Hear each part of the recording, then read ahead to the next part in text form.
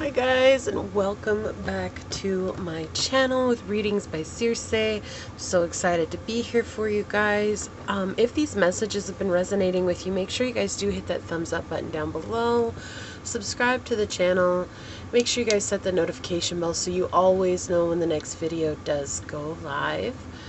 With that being said, I'm just truly honored to be here giving you guys these readings. This has been so much fun, these in-depth readings on what's going on with you, and I hope that they do give you the guidance that you need and remind you always that you guys have the power to change your life and to take back your own power and make those intuitive decisions within your life. So what are we doing today? Well, being that it is Valentine's Day season this month, we are going to focus mainly on love.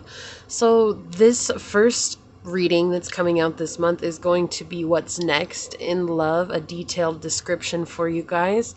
And then we'll see what the next one is. Maybe I'll do a soulmate description, and I will try to link these two videos together so you guys can watch them either back to back, or you'll be able to find the other one once it comes out.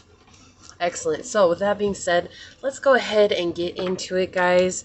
And we're going to draw from my Dragon Oracle cards here, and then I've got your stones already set out for you. So Source for pile number 1, what's next in love?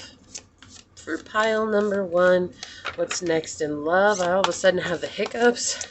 For pile number 1, what's next in love? Source, pile number 1, what's next in love? One card, please.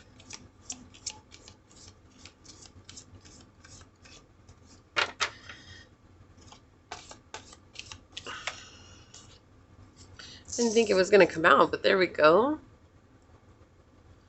Okay. Let me see if I can turn the light a little bit here. I don't actually think that's this light. Let me change the light in here.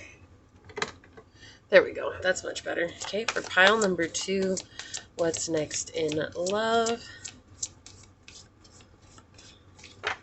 Pile number 2, what's next in love, Source? Thank you. Okay. For pile number 3, what's next in love? Wow, that came out. You want this one? Excellent. Whoa.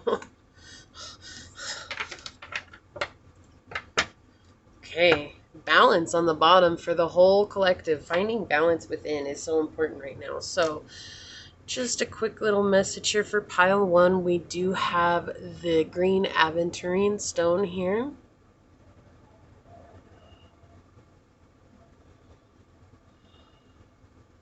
Pile number 2, we have the garnet.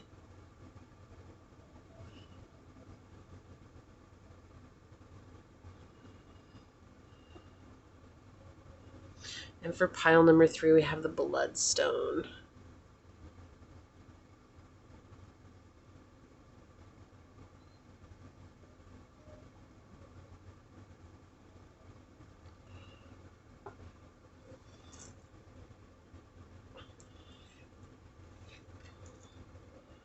Okay.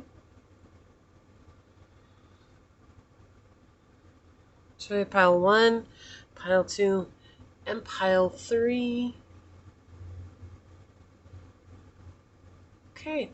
Excellent. Whichever one you guys pick, that should be your pile.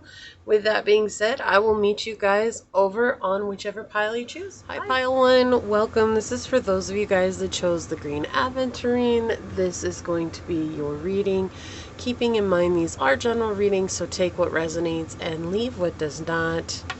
So we're going to check this card out a little bit later, so make sure it's here in frame. And let's get started with your guys' dice. Let's ask questions to the dice here. Get some smoke cleanse on those. Okay. Now, Source, what's next in love for pile number 1? What can you tell us about love for them? What's next in love for pile number 1, Source? Okay. All right. Oh, I like this combination already. Let me zoom in for you guys.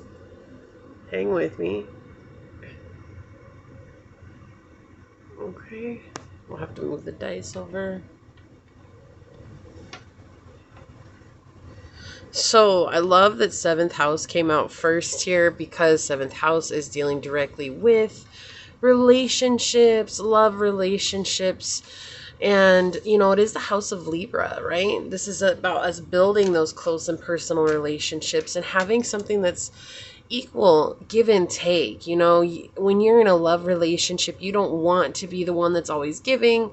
And I would say that you don't want to be the one that's always receiving because of resentment, even though that might feel nice all the time. So, however, this is about building that equal give and take kind of connection and allowing yourself to grow from the hardships and the disagreements and the not any like, I feel like in this day and age, when we talk about the spiritual community, like, we're trying to paint this picture perfect, no problems, nothing goes wrong kind of relationship, and that's the only kind of relationship that you want.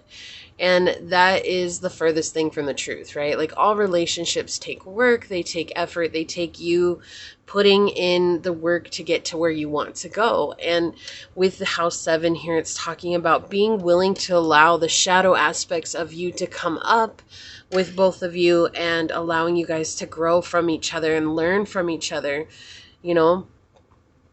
And the thing is, here with the Scorpio energy coming through, this is going to be a very passionate, sexually driven connection, not in a bad way. Like, it's not just going to be a physical connection, but what's next in love for you is somebody who really gets the juices going for you, right? Like, someone who is in it to win it for you, and they're just really turned on by you. Scorpio is they're represented, or they represent the reproductive system. So you guys, this next connection that you have in love could actually be somebody that you're going to have kids with. It could be somebody that you guys build a family with, but it is going to intimidate others. And you guys might find that you have people who are really jealous of you, at the same time people who are just completely enamored by you as well. But this is coming after an ending. So there's going to be some kind of ending, or maybe there's been a separation here. And once it comes, then you guys are going to be able to grow from one another, and you guys are going to be this power couple, right? So if you're in a relationship, maybe there's been some hardships that you guys have gone through recently. And it's from those hardships that you both learn to grow from one another. And as you grow from one another, then you guys come into like this new level within your relationship. For those of you that are single, this is after you've grieved an ending of some sorts, or after you've grieved a period of time where maybe you had failed relationships, or you had somebody that you had to let go of. And after that, you guys are going to come into this really close knit relationship. It's going to be balanced, it's going to be harmonious and peaceful, and just full of a lot of, this is that passionate, driven type kind of relationship here for you. It's going to be wise. You guys are going to learn a lot from each other. Like, I keep getting this energy of just learning so much from each other.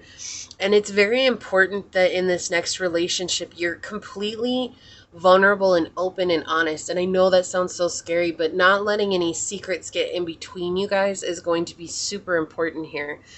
And then you have the planet Jupiter here, which is okay, so this is the good luck planet, guys. Like, this is something that you guys have gone through enough suffering, and you guys have gone through enough of hardships, and you've learned enough lessons, and you guys have cleared out some karma, and now it's all about growth, abundance, and being optimistic about the future. And this comes with understanding each other in this connection. Like, if you guys come into this based on your ego and trying to win some type of game, it isn't going to last. It will fall apart. However, if you guys come into this from a place of being humble and gracious and have a lot of gratitude for what's coming for you, then you guys will have a lot of luck and expansion here. You guys will also travel. So this next connection, or what's next in love, is a lot of travel and adventure and doing things outside of the box. But it's so important that you hold a sense of generosity, morality, and gratitude for this connection and where you're at in life. And remembering your roots. I heard that so clearly right now. Remember your roots, and not being afraid to remember those roots that you come from, because it's there that you guys find humility in what's coming next and where you're going from here. Because if you guys don't, then you'll lose out on this, and it could just fall apart at the seams, right? There could be some kind of aggression that comes up between you guys. It could be very controlling. Like, if you don't stand your ground, this could be a very controlling, a jealous kind of relationship, something that's very destructive in the long run. And I know that's not what anybody wants here. However, it's just going to take you guys being conscious about how you want to show up. Like, what type of relationship do you want? Asking for that, and then not settling for less than that. But remember that the type of relationship that you're asking for, you too show up 100% as that person. So if you want honesty and integrity, and you want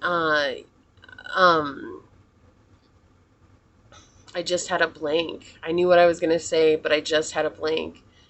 Monogamy. Sorry, guys. I don't know what that was. It just went blank right there. And I feel like because some of you guys don't know what it is that you want from a relationship. It's like you kind of have this idea, but maybe it's something that's based on a fairy tale, or maybe it's something based on what you think love is, not what you actually know you want. And it's like understanding and knowing what you actually want will help guide this connection into coming into fruition for you guys. Okay, so let me zoom out. Hang with me. Okay, perfect. And we'll move these up.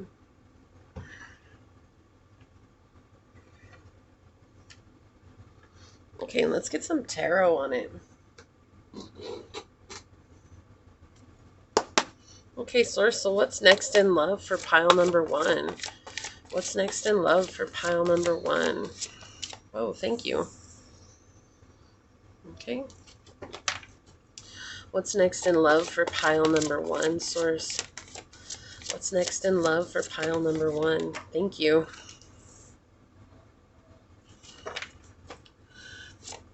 What's next in love? Wow, that was quick. For pile number 1, what's next in love, y'all?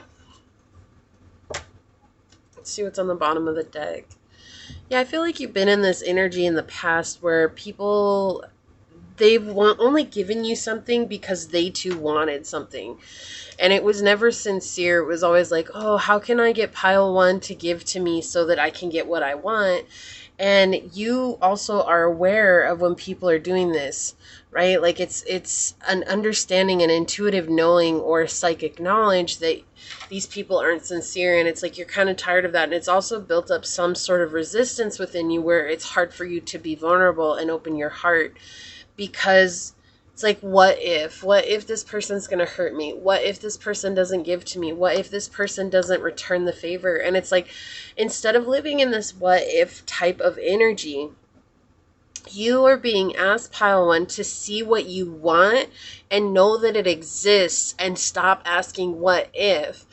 And if you do ask what if, asking what if in the positive side, like, what if this is the person? What if this is the way that I want things to be? And then allow yourself to let things unfold and see, are there red flags in this connection? Are there, good things? Are there things that you asked for? And remembering that you can't have, what are those?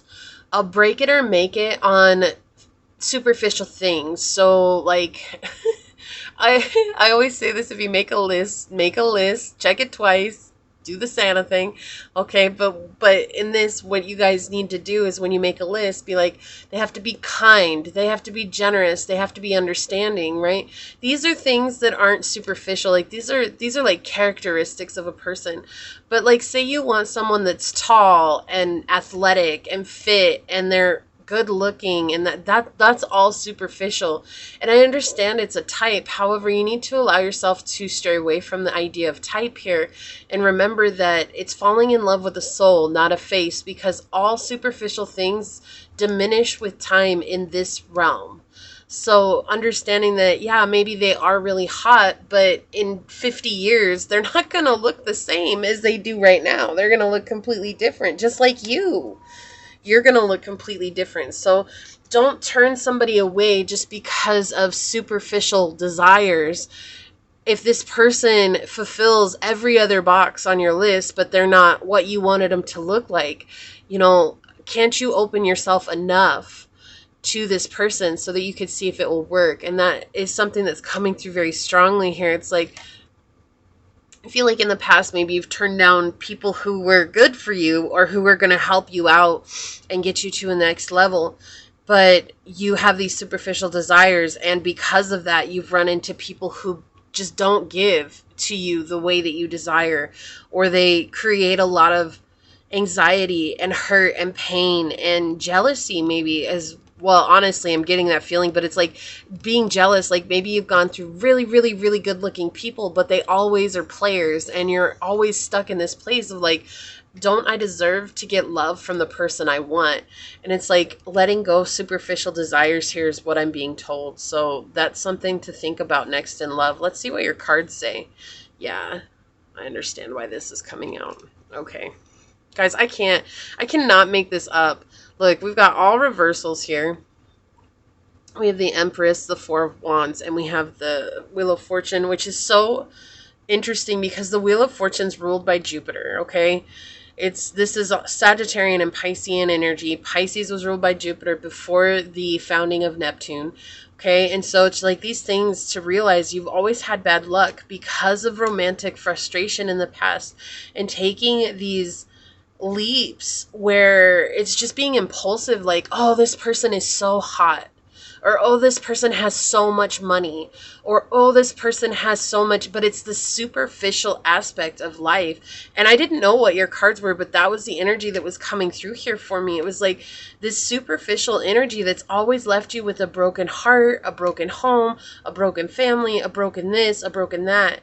And it's like you've always wondered, why has my fortune been lacking? Like, why can't I fall in love? Why can't I have somebody come into my life that gives to me the way I give to others?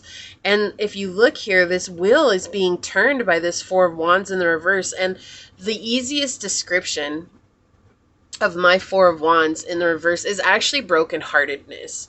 Like putting it all in and not getting it in return. And that's just a very vague description here, right? But it's like, why has that always been? And it's because there's this energy coming through that you guys always search for something that sometimes people have no control over. So maybe you have a weight, and this is just an example, take it as it resonates, but maybe you have a weight. Somebody has to be a specific weight. Oh, they can't be any more than 120 pounds. But let's just say, okay, I'm going to come at it from a man's perspective. You say a woman can't weigh any more than 120 pounds.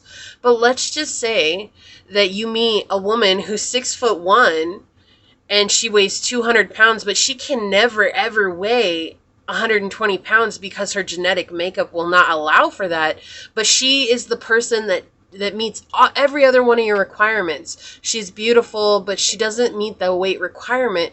Whereas in the past, you would have impulsively said, no, I'm not going to date this person because they don't meet my weight requirement. And I know this is superficial. This is so superficial, but this is the energy that keeps coming through for me, guys. So I'm trying to give it in the easiest possible way.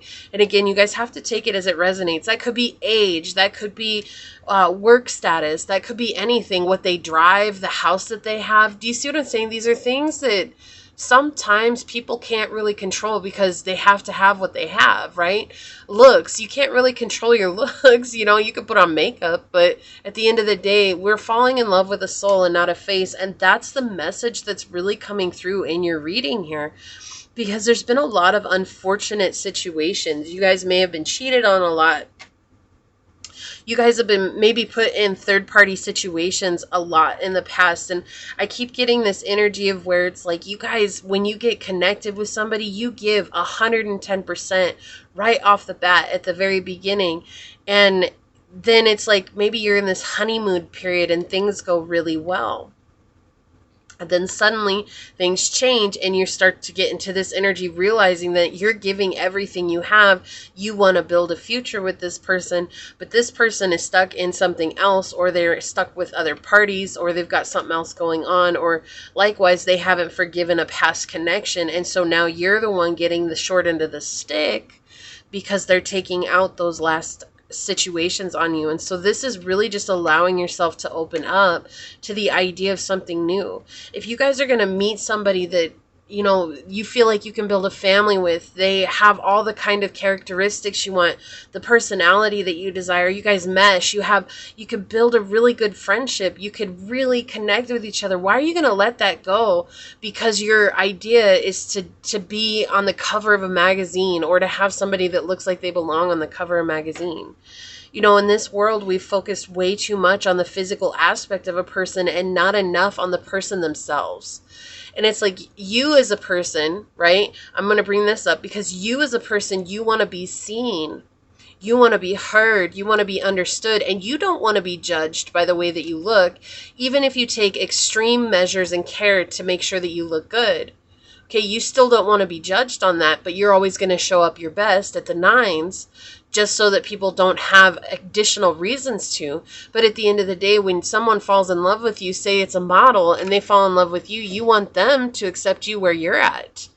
But there's this intolerance that's coming through where it's like, I feel like you cut things short even when they're going good because they don't meet something that's very physical for you, okay? And so they're just saying here to stop and step back and ask, what is your real truth?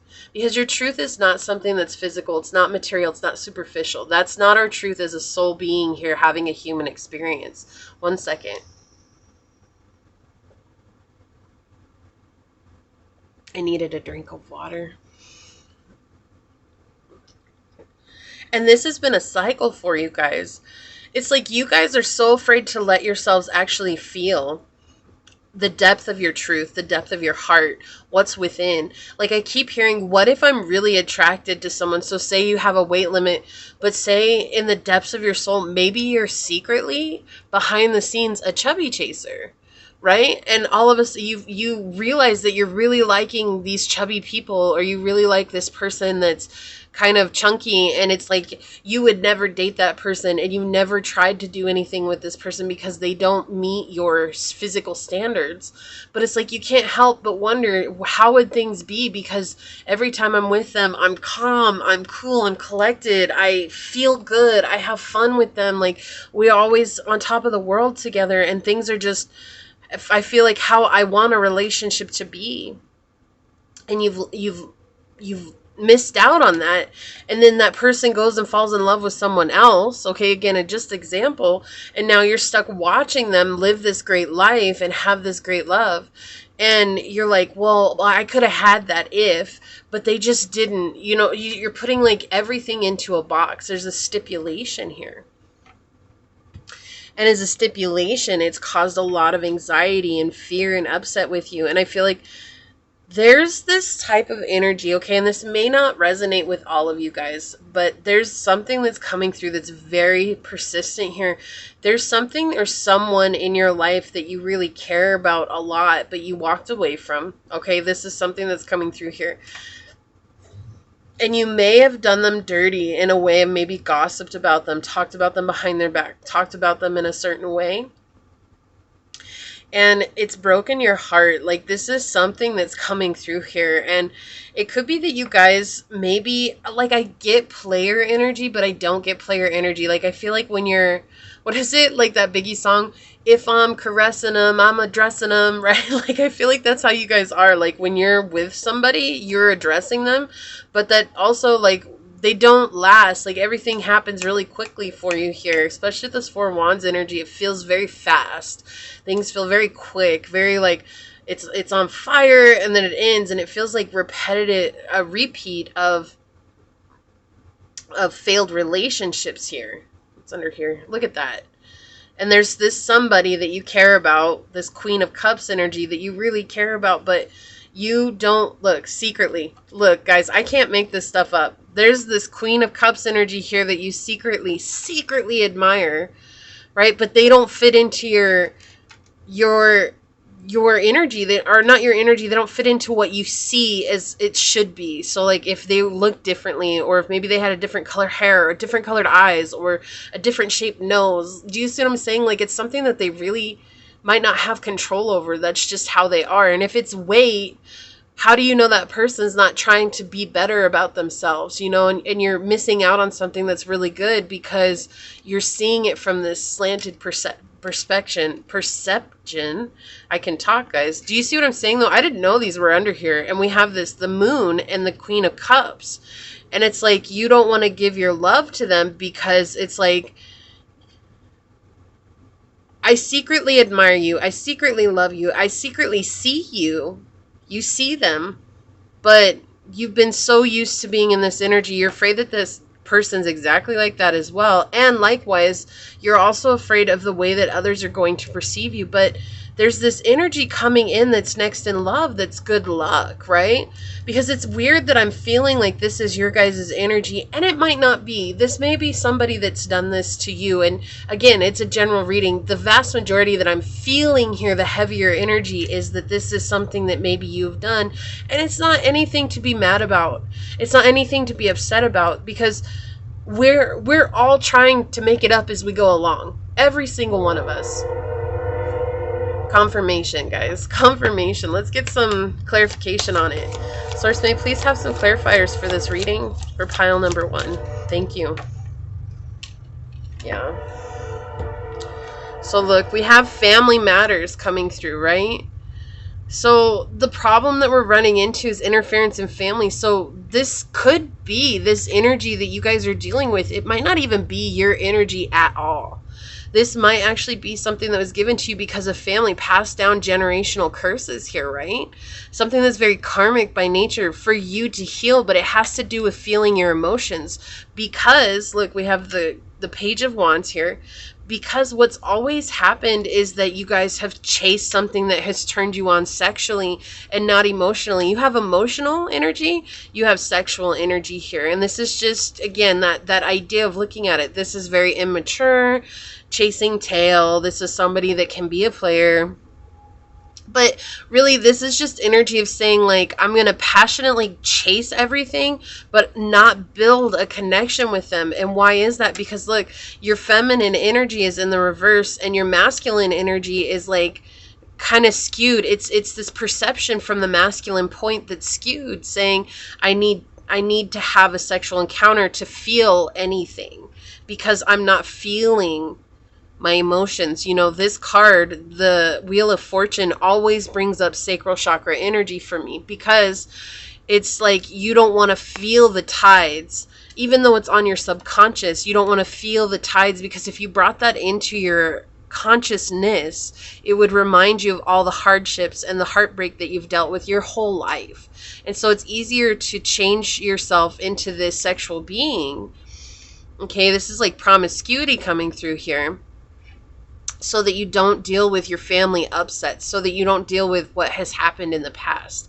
And that's okay. Okay, like, I'm not here saying, oh, you shouldn't do that, pile 1. No, like, we're all making it up as we go along. We all choose different paths, okay? And we have to choose what suits us at any one given moment. And the reason you're here is because at one point there was a turning point in your life where you had to choose that this worked out for you. But it doesn't mean that you're not capable of having really close, passionate, driven relationships. There's somebody or someone that's coming, right? There's someone in your energy or someone that's coming that's going to help you come into this really good luck, passionate energy. It's like turning your fortune over once you face the person in the mirror.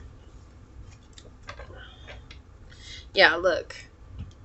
It's because it's hard for you to manifest this, because you've always thought you had to be this person that, you know, took money seriously, or that took the physical aspect seriously. You know, the King of Coins is all about the material world, that superficial energy coming through once again. And that's been the mind play, the mind games that you've played in the past, and what has caused you to believe that this is the way that you have to go about life. Look, we have that Ace of Swords here with that clarification energy, with the Pope in the reverse. That's why it's been hard for you to commit, because you've always repressed this energy. And so it's about you guys changing that energy. It's about you guys changing that way, right? Let's get one more card out on it here. Can you please have one more card, Source? What's next in love for pile 1? Yeah, I can't make this up. This is the promiscuity card. Third-party connections. Maybe you've put people in third-party connections. But what I really feel, pile 1, is that you've either received or acted upon a third-party situation. And wherever you're at, okay, I want you to understand, wherever you're at on the spectrum, that's fine. It doesn't matter. It's not you did something wrong. It's not even that something wrong was done to you, because it's all a perception and it's how we receive that information. What it's saying is that that was the turning point in your life. Whether it was you acting upon or someone doing it to you, that was the turning point of lack of fortune in your life, bad luck, things always falling apart. Okay, this is also saying being promiscuous. Again, I was getting that with the Page of Wands here, and then we have this confirmation coming out with the lovers and the lover in reverse, and it's talking about having to make a choice. But see, when it's in the reverse, it's talking about being overly sexually active, unable to decide, going from place to place to place. And it's because you have this broken image of home in your head. Maybe you had a parent who was always in third-party situations, or you had a parent who was receiver of that, or you had a parent who was abusive emotionally to, you know, their spouse. Whatever it was, this is talking about a reflection of family. And as you deal with this, as you remember this and understand that this does not have to define you, because it doesn't define you, then you guys will open yourselves up for this beautiful love. But it's interesting that I'm asking what's next in love, and Source is talking right now in this present moment, saying this is what you're dealing with. But the dice are saying what's next in love is something that's very beautiful and that people are going to be envious of. And I'm not saying that to stroke the ego here. I'm just saying that it's very true, because people are going to be jealous of the type of love that you have, but it has something to do with you guys healing this wound first. Yeah, you have a choice. You guys can choose to stay stuck, or you can choose to move beyond that. It's your life. Okay, it's your life. You live it how you want. This is just me reading what's coming out on the cards. I'm not here to determine what's right or wrong for you. Okay, pile 1? It's your life. You have to do what's best for you. And just remember that no matter what, there's going to be consequences, whether they're difficult consequences or whether they're really good consequences. Whatever you choose, there's consequences to the choices we make. Okay, and that's not necessarily bad. My apologies about that. This thing, it won't, I'm not trying to move the camera. It just bounces a lot. There, I hope that'll stay right there. Okay, so let's get some oracle cards on it. Source, may I please have some oracle cards for pile number 1? I feel like you've always been in a place where you've had multiple options, or you're afraid that this other person has multiple options. Wow, I am sorry.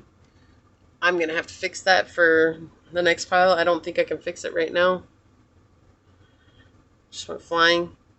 Yeah, like there's this energy coming through, like you've always been in a place of having multiple people interested in you.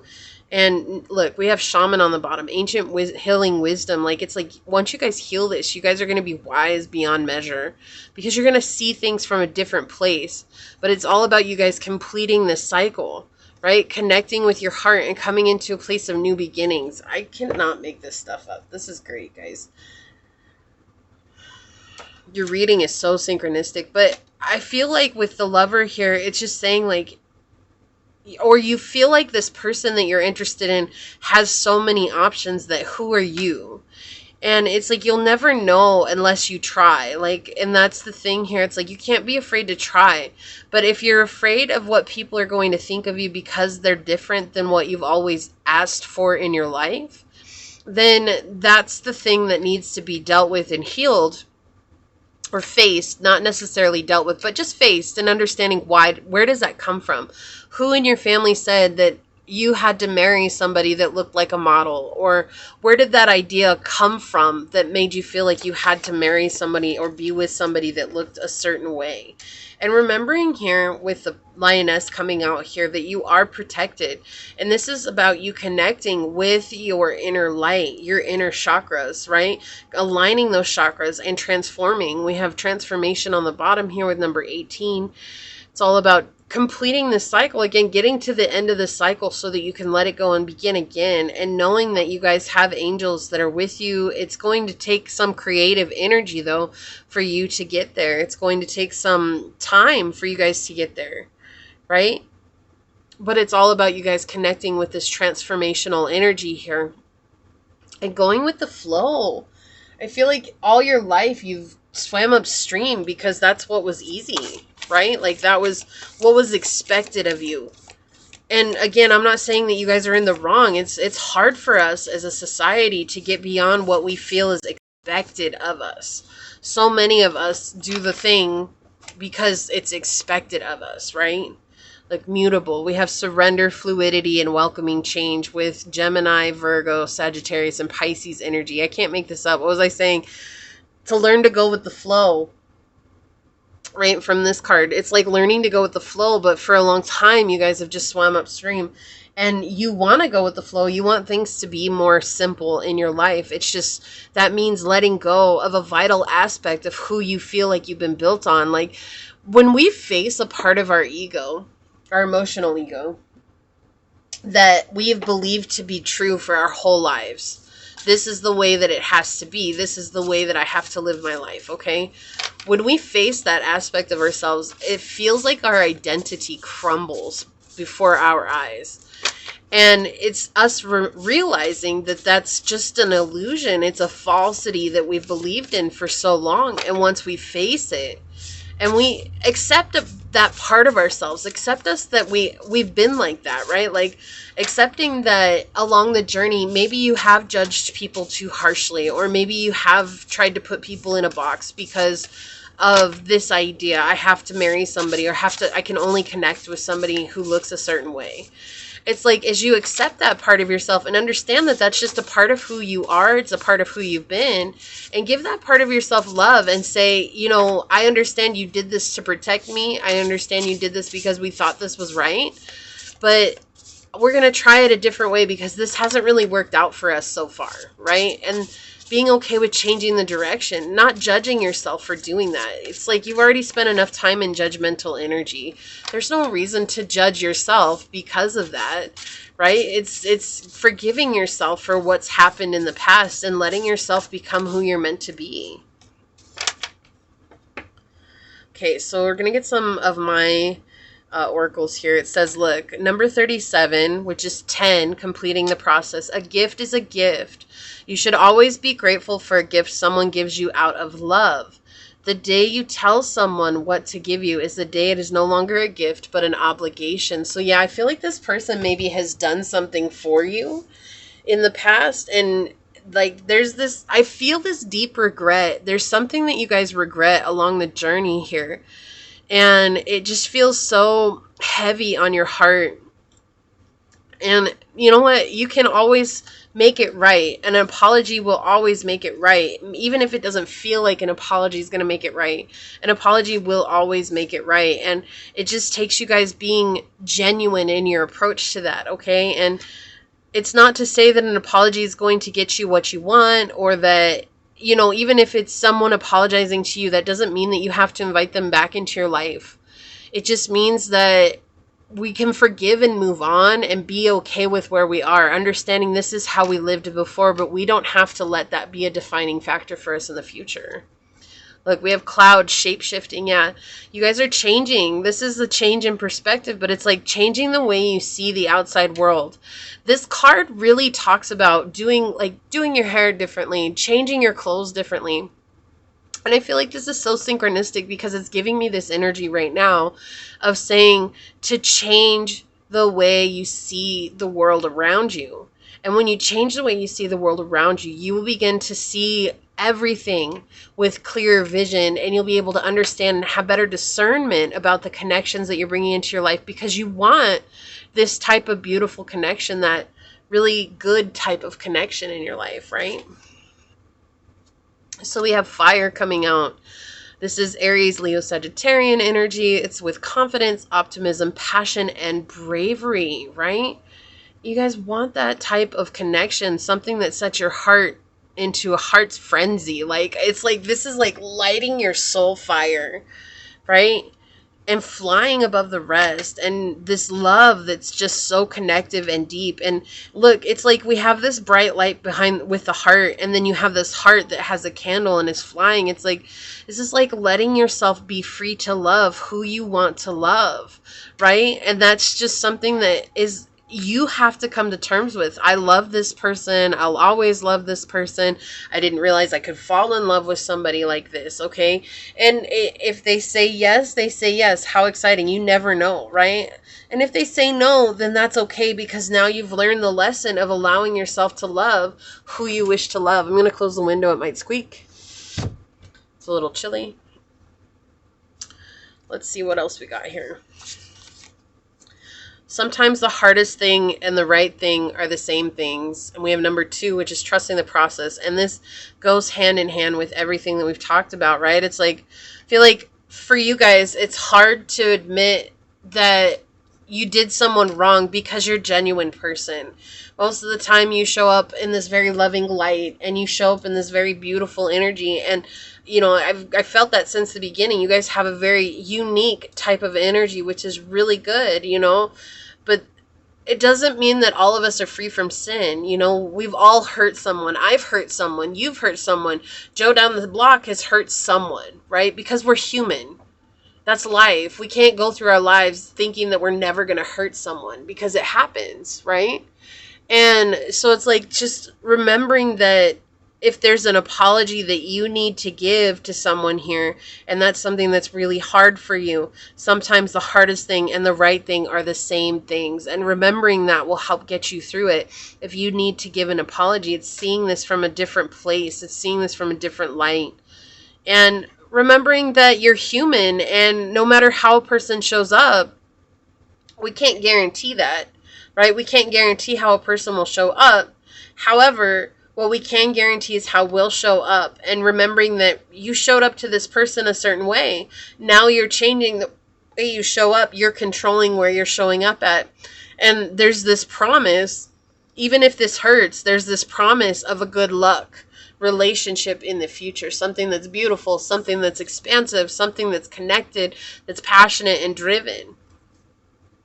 Like, we have number 42, which is 6, and 6 is all about balance and harmony and seeing yourself through the eyes of God, or through the eyes of Source or Spirit.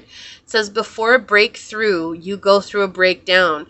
Look, guys, I can't make this up. This is all synchronistic here. It's like, it's been hard for you. You want to do the right thing. And it's like, you've had to go through this darkness, this storm, and understand what it is that you've experienced in life, because it's been really difficult for you to deal with this. And it's like, now you're put in this place where it's like, what do I do? And it's like, sometimes you just got to do the right thing, what you know is right.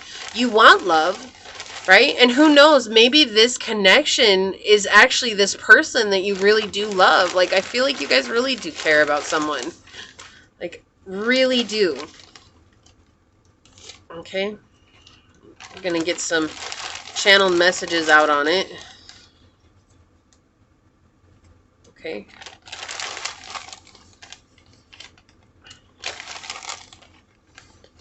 That one. All right, what do we got? Spread your wings and fly. And we saw that here with the heart and the wings. It's like, you do want to fly. It's like, you want to go beyond this belief that has been put in your life of saying, oh my gosh, like, I have to love this way. I have to be this way. I have to look a certain way. No, it's time for you to be authentic to yourself. If if you don't fit into someone else's box, okay, why, like, that's the thing. You don't like being put in a box. Why are you going to put someone else in a box? And likewise, it's like, why are you going to put yourself in a box? You don't like being put in a box, but why are you going to put yourself in a box by saying it has to be a certain way? Because you guys want this beautiful connection, right? You guys deserve it. You do deserve it. And don't sit here and say, no, I don't deserve it because I did this horrible thing. No, you did a human thing. That doesn't make you not worthy of love, okay? That's an incredible thing that we all think, and it's not true. So you had a yes or no question. The answer is no. I did not hear it, so I could not say what it is. If you guys hear some noise back here, it's my pupperoonies. She was asleep right next to me, and now she's deciding to move around, so. Okay. Look, heart chakra. What was I saying? I love this confirmation. We were talking about the heart chakra here. It's like reconnecting with your heart, reconnecting with the love that you feel. But for so long, you guys maybe have struggled connecting with love because of the types of connections you've gone through in the past. You know, this is such a lame show. Yes, I've watched it because I wanted to know what it was about. And I'm actually glad that I watched it. But if you guys have ever seen it, Love is Blind, it kind of reminds me of that. Like all the people going through and they're like, I need to do something else because obviously what I've been doing my whole life hasn't worked for me and I'm ready to settle down. I'm ready for a serious connection. I'm ready for blah, blah, blah. And they end up getting in these pods and they start talking to people and then they never see them and they propose to them sight unseen. It's like this big ordeal. And, you know, it's just, yes, I totally watched it. No, I did not really and thoroughly enjoy it because I was just curious what it was about. And so I watched the first season and I was like, oh, Lord. This is what people are watching now, right? It's hilarious. And I try to watch what, you know, like those mainstream shows and stuff because I want to know what people are watching. I want to keep up with the whatever's popular. And it's not for me. It's just because that way you guys can relate to it easier. I like Disney shows. I'm going to be honest. I like cartoons. And so to watch this was very out of the box for me. But it was interesting because I feel like that is how people need to remember what love is. It's not about how a person looks. And all these people that go in there, they go in there basing like, oh, I've always fell in love based on looks, or I fell in love based on age, or I fell in love based on these physical things that people really can't necessarily change. And instead, it's like showing that, you know what, maybe you can build a connection, an emotional connection with someone without ever having seen them or without ever judging them based on what they look like and knowing that they're for you. And so that's what I feel like you guys have gone through in the past, whether that's people doing that to you or you doing that to others. Now we're opening the heart chakra, and in opening your heart chakra, you're inviting in this beautiful connection. Okay. Take off the mask. Yeah, exactly. Like that energy that's been coming through. And again, I'm not here to judge. I have to talk about what the cards are telling me. Okay, that's how this works. I can't tell you what you want to hear because as a tarot reader, it's like we have the obligation in life to tell you what you need to hear. What is coming through? What are the messages that are coming through? And that's been the message all along. This is a mask. What you guys have been doing in the past, that superficiality, is something that's a mask. That's a very humanistic thing, but that's not coming from your heart. That's not coming from your soul. And part of our journey is realizing that we aren't defined by those things that we once thought we were defined by. And so that's part of you taking off this, part of that is taking off this mask. Capricorn energy. Now, Capricorns are the pessimists of the zodiac when they're in their shadow energy, okay? This is not saying, oh, you have a Capricorn energy in your chart. You could be a Capricorn. This person could be a Capricorn, whatever it is. That's not to clarify that. It could just be a confirmation for some of you guys. What this is saying, though, is that I really feel like you guys have been super pessimistic about love. You guys chose the green aventurine. This is connected with the heart chakra as well. It's like you guys have been super pessimistic about love, and it's like I keep hearing, why would they be any different? And it's like you guys have to understand it's taking slow steps towards what you desire. We're not going to get there at lightning speed because you've lived your life already so fast. Can you slow things down and take it step by step? And that's what the Capricorn energy is. Again, I apologize with this thing coming out. I'm so sorry. I just got it caught right there. I'm trying to keep it out of the way. See the cord? I just can't get the cord in a good spot. Okay, so sorry about that. Look, for the Dragon Oracle, we have emergence with number 12. And 12 is the number of perception. It is changing your perception, allowing yourself to see things from a bigger perspective.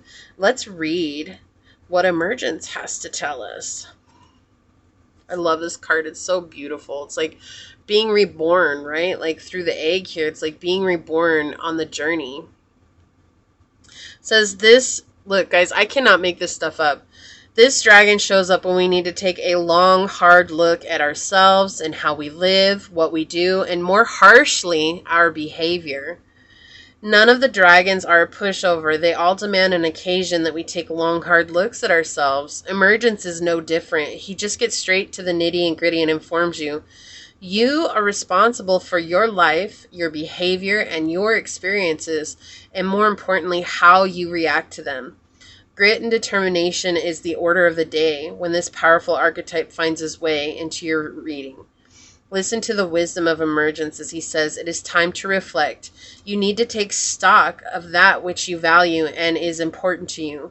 Contemplation and quietness is required. Your experiences may have been vexing.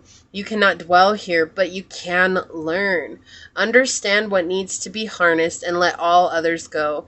From this place, a new vibrant you can emerge, but you must allow yourself time to reflect, go within to that inner place of peace and bring forth that which you wish to be. Sometimes as spiritual beings have human experiences on earth, they can be really tough. But he finishes with, remember you are safe. Your fears are all but paper tigers and figments of your imagination. Look, guys, I cannot make that up. That is like the whole reading summed up in one card here. That's great. I love that. I love how that all came together. I didn't know what that was either. And I don't read these often out of the book. So I just think that's beautiful how it all ties in together. It's like you guys want love. Okay, obviously you chose the green aventurine. You guys want love. But it takes you guys looking at where you're at and where you've come on your journey. And even if it's not you that's hurt others, if you're the one that's been hurt, just understanding that forgiveness is the only way to get what you want. And I already hear some of you guys' resistance to that forgiveness saying like, oh no, I don't need to forgive them. They need to forgive, they need to ask for my forgiveness. We don't forgive others to set them free. We forgive others to set ourselves free from the chains and the shackles that have been holding us in old patterns for too long. Okay? I loved this reading. I hope that this resonates. This is what I have for you, pile number 1. I'm going to leave it there. So if it does resonate, make sure you hit that thumbs up button. Subscribe to the channel down below. And until next time, I hope you guys have a wonderful rest of your day. And I'll see you guys in another 2 weeks or whenever you guys catch this on Wednesday at 2 p.m. every other Wednesday, guys. So that being said, until next time, bye, guys. Welcome, pile 2, to your reading. This is for those of you guys that chose the garnet. This is going to be a reading on what's next in love. Super in-depth psychic reading for you guys. We'll check this out later. Let me make sure it's in the frame. Move it over here. Okay, we'll put this up here. Alright, so we are going to ask the dice first. Let's go ahead and smoke cleanse your dice. That way we don't get any energies from previous readings. Let's see what's up here, guys. So Circe for pile number 2. What's next in love for pile number 2? Circe, what's next in love for pile number 2? What's next in love for pile number 2? Okay. Don't worry, I will zoom in for you guys here. We have 9th house, Cancer energy, and Mercury. So let me zoom in. Hang with me, guys. I'm not trying to move the camera, but it did happen. So hopefully that's not too bad. Okay. All right. Okay. There we go. All right, so what's next in love here, guys? Well, we have ninth house, which is originally ruled. Good going here, Beck. Good going. It is ruled by Sagittarius, or rules at Sagittarius. It is ruled by Sagittarius energy. Wow. With Mercury here and me stumbling over my words, I feel like sometimes you guys have a hard time talking, or this person actually has a hard time speaking to you. Like, they get so nervous around you, they have a hard time speaking to you. But this is something where you guys are going to go on long distance journeys. You guys are going to travel. You guys may also share religion together, whatever that is, or you guys will be able to integrate your religions together if they are different. Like, you guys will be able to integrate those in a very creative way, and it will help you guys raise your family, right?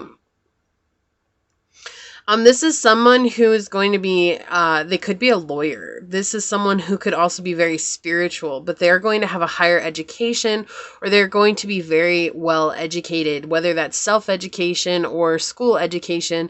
Like, when you're with this person, you're going to see how intelligent they truly are.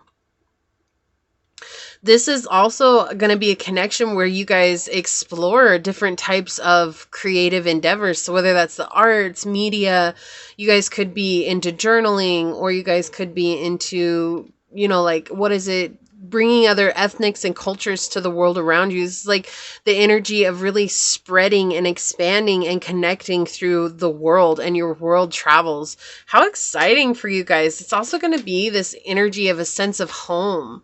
Like, I really get that with the Cancer energy here. It's like going to feel like a sense of home for you guys.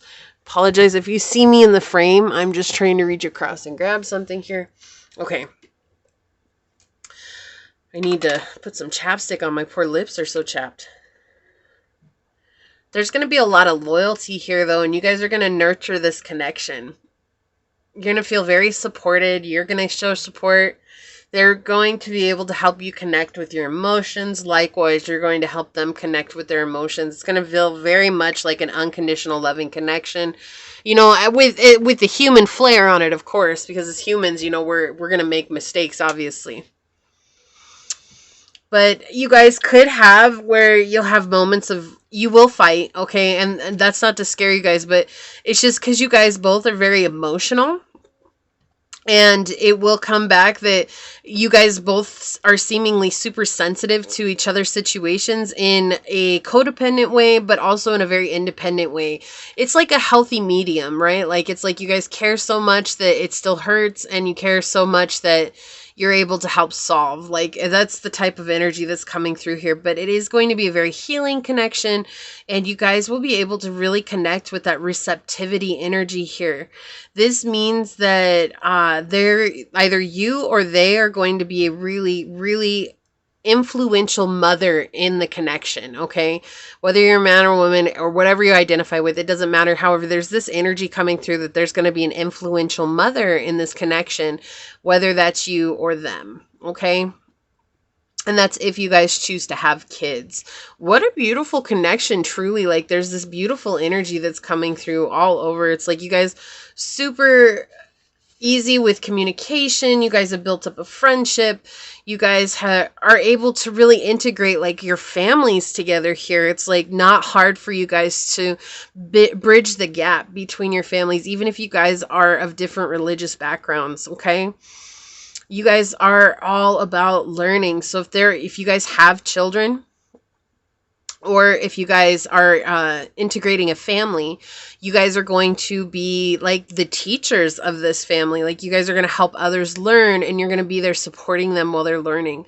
There could also be a language barrier here between the two of you. Like, I am getting this sense with the Mercury energy that someone here might not speak the language fully, or you guys are learning for each other so that you can communicate with each other, which is that cultural background that we were getting with the House 9 here too. It's just that energy of saying like, you guys might actually meet while you're on travel. So you guys could have a trip planned, or you have a trip planned for later on this year, next year, whatever it is, and you're going out of the country, and it's actually there where you're going to meet this beautiful this beautiful soulmate that you're meant to be with, this beautiful love connection that you're going to experience. And I'm not telling you this time frame to say, oh, that's exactly how long it's going to be.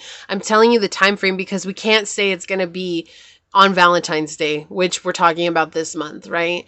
Can't say that it's going to be in 2 months because everybody's at a different point on their journey. It's just saying that here, the likelihood of you meeting this person, it's going to happen while you're traveling or you're away from your hometown or where your home is.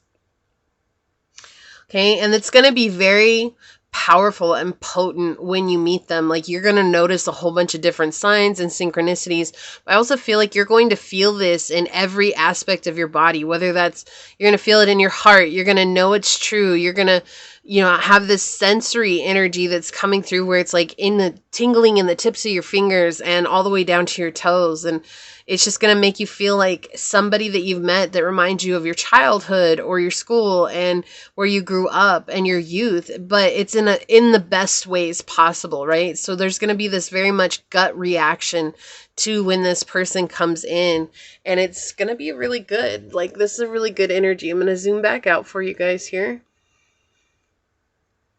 Hang with me. Okay. I did move the camera, not intentional, but I did move the camera. Let me move these up out of the way here. And let's get some cards on it. Okay, Source. So for pile number 2, what's next in love for pile number 2? What's next in love for pile number 2, Source? Okay, thank you. What's next in love for pile number 2, Source? Thank you. Okay, what's next in love for pile number 2, Source? What's next in love? What's next in love for pile number 2, Source? What's next in love for pile number 2, Source? What's next in love for pile number 2? Thank you.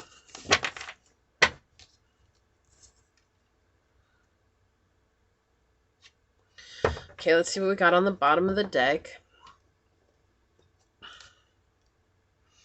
Yeah, you guys are going to build like a really strong friendship here with the 6 of Wands. It's like an alliance, but an alliance that's good luck. You guys might actually start business together first, right?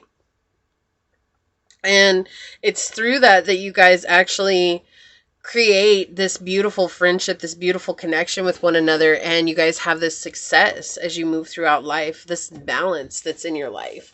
And I love that because we have the 9th house here, and we're talking about traveling here, and it's like, you could travel for your business, and that's where you meet this person, or you meet them on a business trip or something like that, and that's what I really feel like is coming here.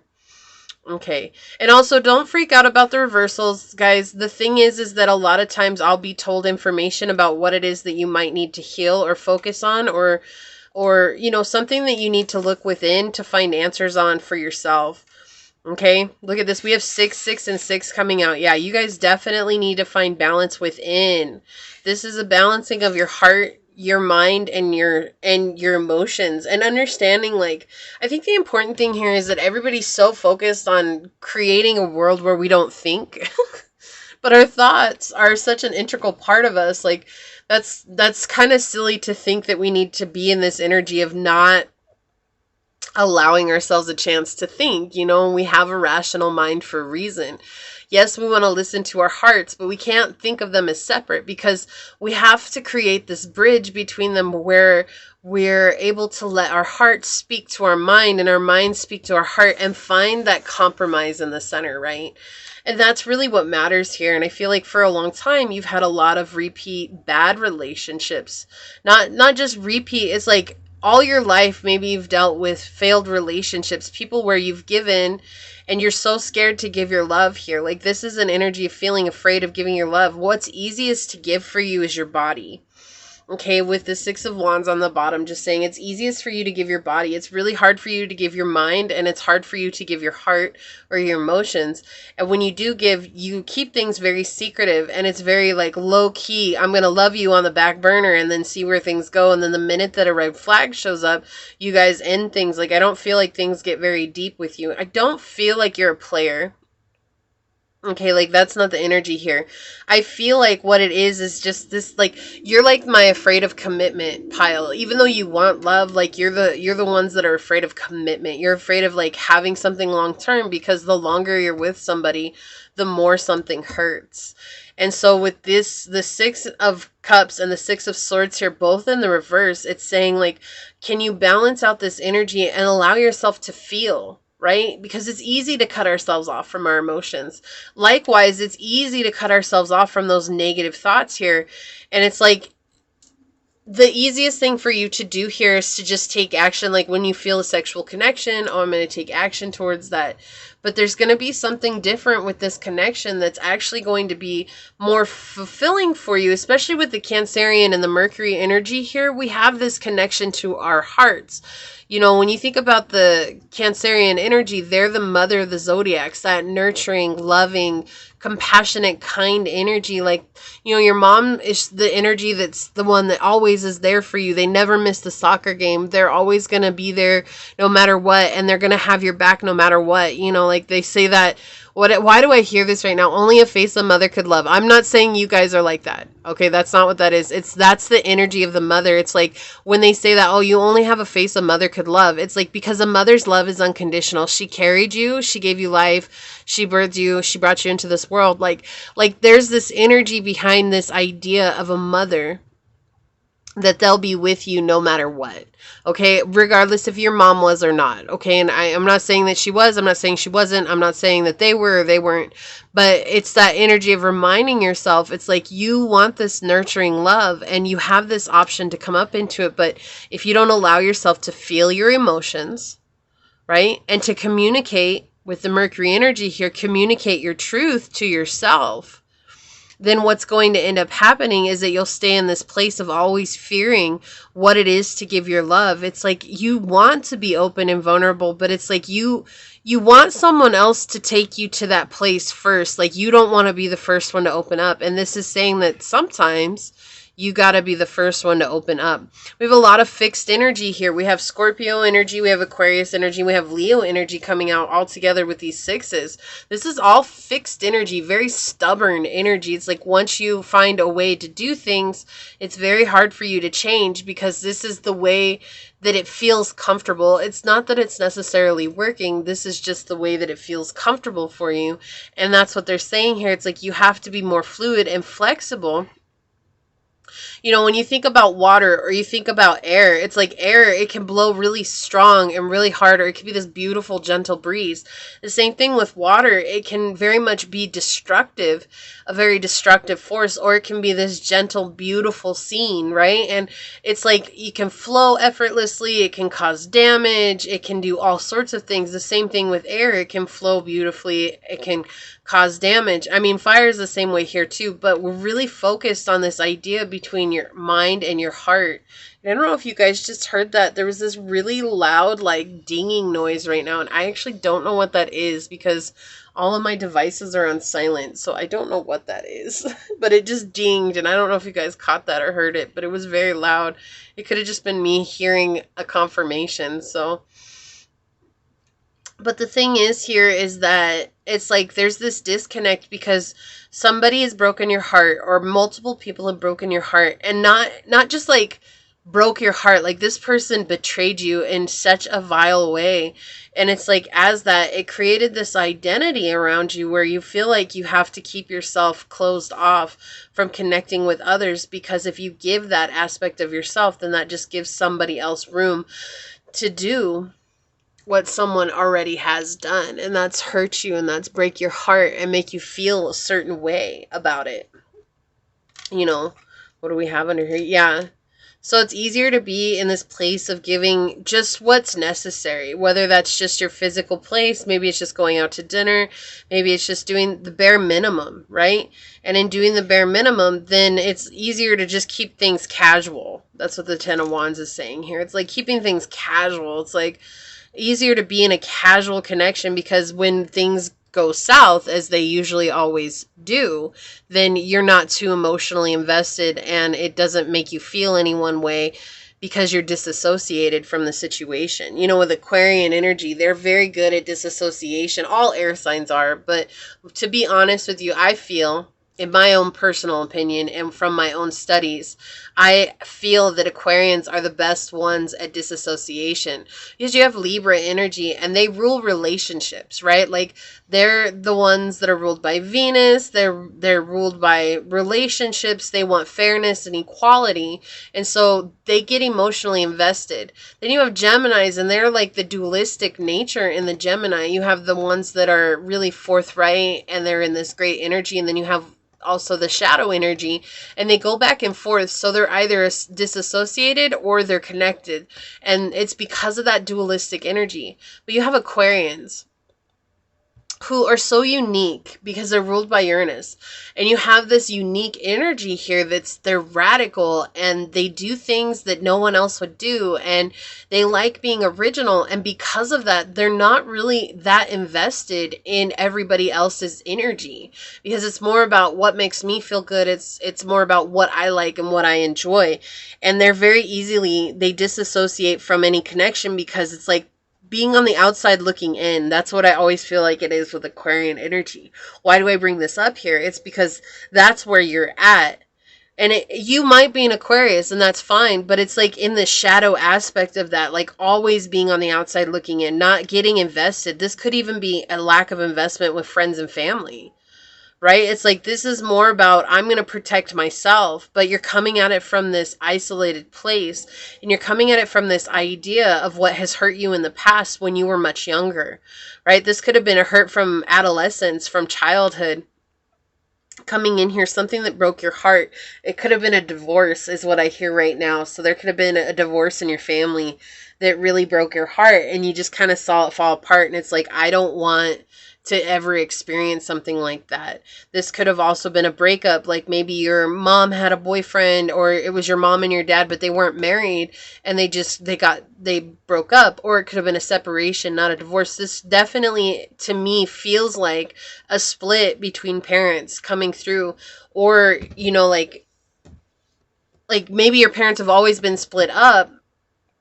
They never really got together, but they had you, and you're coming from this broken family. And why I put it in quotations is because it's like you're living all the hurts and pains of both your parents, and so that's why it's quote unquote broken. It's not broken, it's just you got passed on what they had, the information that they had, and it really put you in an awkward place. Like, I feel like you were a pawn between the logical aspect of it and the feeling aspect. So there's somebody who is very emotionally connected to you. They use their emotions to attack you. And there's someone who's very logically attached to you, and they use their logic and their reasoning to use you as a pawn in this game. And that's the energy that's coming through here. That might not resonate with everybody, but that's definitely the main energy that's coming through here. And, you know, this could have been between friends. This could have been between, you know, maybe you had a third-party situation that you were connected in. Whatever it is, though, this definitely feels like you're a third party all the time in a situation here. And that has caused a lot of repeat bad relationships in your life. And for you, there's this energy coming through saying, I'd rather be living in these repeat bad relationships because it's easier for me to walk away rather than get emotionally invested. Because when I've been emotionally invested, I've been burned, I've been hurt, I've been, you know, why do I hear that? There's been a scandal. That's what I just heard. It was so loud. There's been a scandal. And so maybe you watched that go down. You were a part of it, wherever it is that you stand at. This is just saying this brokenheartedness. And it's like both your heart, okay? Like we have air is connected to our heart. That's our heart chakra, is ruled by the element of air. And then you also have this emotional aspect, which is also our heart, right? Our emotions. And not being able to connect with them. So you have two parts of yourself that you're not able to connect with because it's easier just to shut them out. So let's get some clarifiers on it here. May I please have some clarifying cards for pile number 1, Source? Whoa, okay, thank you. Yeah. Okay, so a lot of upset relationships coming through with this Knight of Wands in the reverse. You know, it does talk about romantic frustration. Yes, he could be seen as the player. Honestly, if I'm going to say player energy, that to me is the Page of Wands. is more player energy than it is the Knight of Wands. The Knight of Wands is just somebody who, again, it's like, I don't want to feel anything. I'm going to attach more to the physical aspect of things, because emotions aren't something that we necessarily can touch, but we feel them. And so because we can't touch them or see them all the time, it's easier for us to live in a space of what we can touch and taste and smell and hear with our senses. And that's what I get from this Knight of Wands here. It's like, I'm going to live in the physical realm. What is physical to me is real. And if that physical energy leaves, then that's fine, because I'm not emotionally invested in it, and I don't have to deal with those emotions that I can't necessarily see. I can't necessarily touch, but I feel. Right? So let me get some more on it here. Source, may I please get some more clarifying cards for pile number 1? Yeah. And this is about you guys becoming your own hero. Saving yourselves from this idea that this is how love has to be, or this is how connections have to be. I do get the sense that some of you guys do not believe in love. Like, you watch these love readings because you're just curious. Oh, this reader's going to predict a love coming into my life, and then when it doesn't happen, then I can say, oh, they're not real, right? Like, oh, I knew it wasn't real to begin with. Well, I'm not one of those readers that's here to predict love. The dice will show me what's coming for you, but the cards will tell me what it is that we need to face or heal in this moment or deal with, right? Because you're having these repeat situations. So what is it that's causing that? And that's how I, as a reader, present, because that's just how it comes out. Guys, I can't change it. That's just always been my method. And so here you have this energy about saving yourself. Like, here you are in your reversal energy, right? In the Wands energy, which has been where you've had success in the past, where you've had this ability to connect with people physically. However, it doesn't feel good, right? Like, there's still, like, age is coming, or maybe you're just tired of being in this energy, and it's like, you know, I don't want to not have somebody in my life, but at the same time, I don't want to be in the situation that I've been in.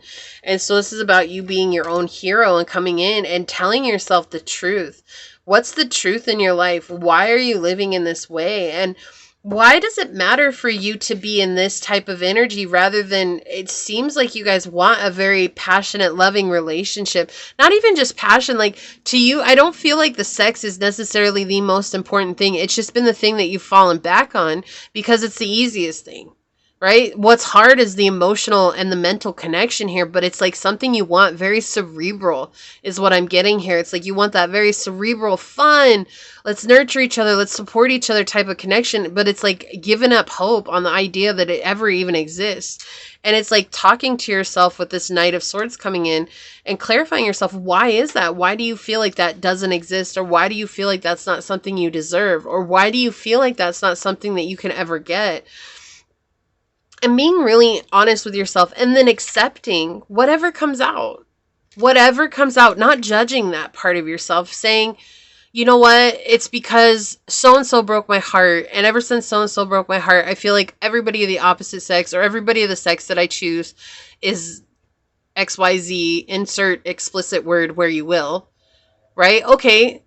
But then remembering, okay, I feel that way. It's okay that I feel that way. That's valid that I feel that way because of that happening. That's my emotions and my emotional ego speaking. And it's okay that I feel that way.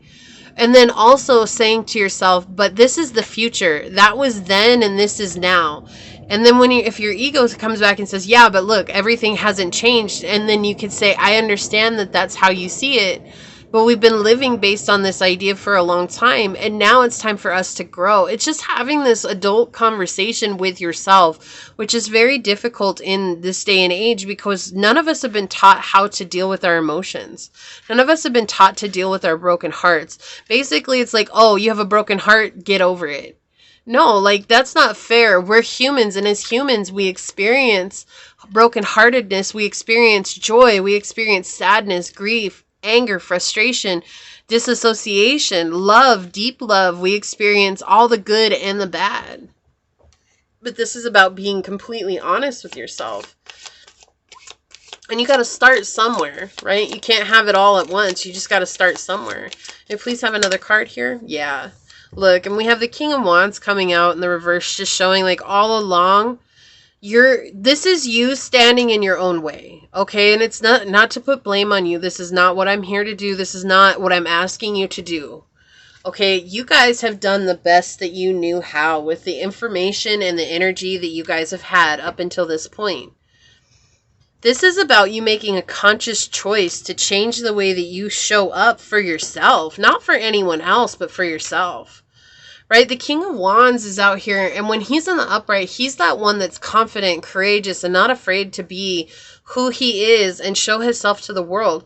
But when he's in the reverse, he's his own weakest link, if you will. Like, look, he's about to stab himself in the Achilles heel, and that's like one of the weakest parts of our body. Like, the most, like, if we get cut from our Achilles heel, we can't walk. It's painful. It's like agonizing energy, right? And that's what's coming through here. It's like you guys have put yourself through enough agony because you've lived in this energy for so long. And it's, again, this isn't even player energy. Like, that's not what I'm necessarily getting. It's just that idea that love doesn't really exist, and why should I even do it? And it's like, oh, I'm just going to see, does this reader like predict that I'm going to have, oh, this person's going to come in and we're going to live a happily ever after? No, there's no such thing as happily ever after. Like, let me just be real, guys. It takes work. All of it takes work, but it takes us being willing to put that work into ourselves first before we can ask another person to come in and give to us the way that we're going to give to them. If you can't give that to yourself, how can another person give that to you? Right? Yeah, and if you guys do this, there's going to be massive shifts within your life. Lots of big changes. Like, something big will come in, and it'll come out of the blue for you guys. And I think it will really shock you guys. But it's going to take you really like leaning into that self-forgiveness and self-acceptance. And I feel like when this person comes, like, again, it is going to be on travels. It might not be for a while yet, okay? And I'm not saying that to hurt your feelings. I'm not saying that so that you don't get your hopes up or this, don't put your eggs in one basket. That's life. That is life. However, the reason why it's going to come when you guys are on travel, and it could be a while, is because there's some healing that needs to be attended to here.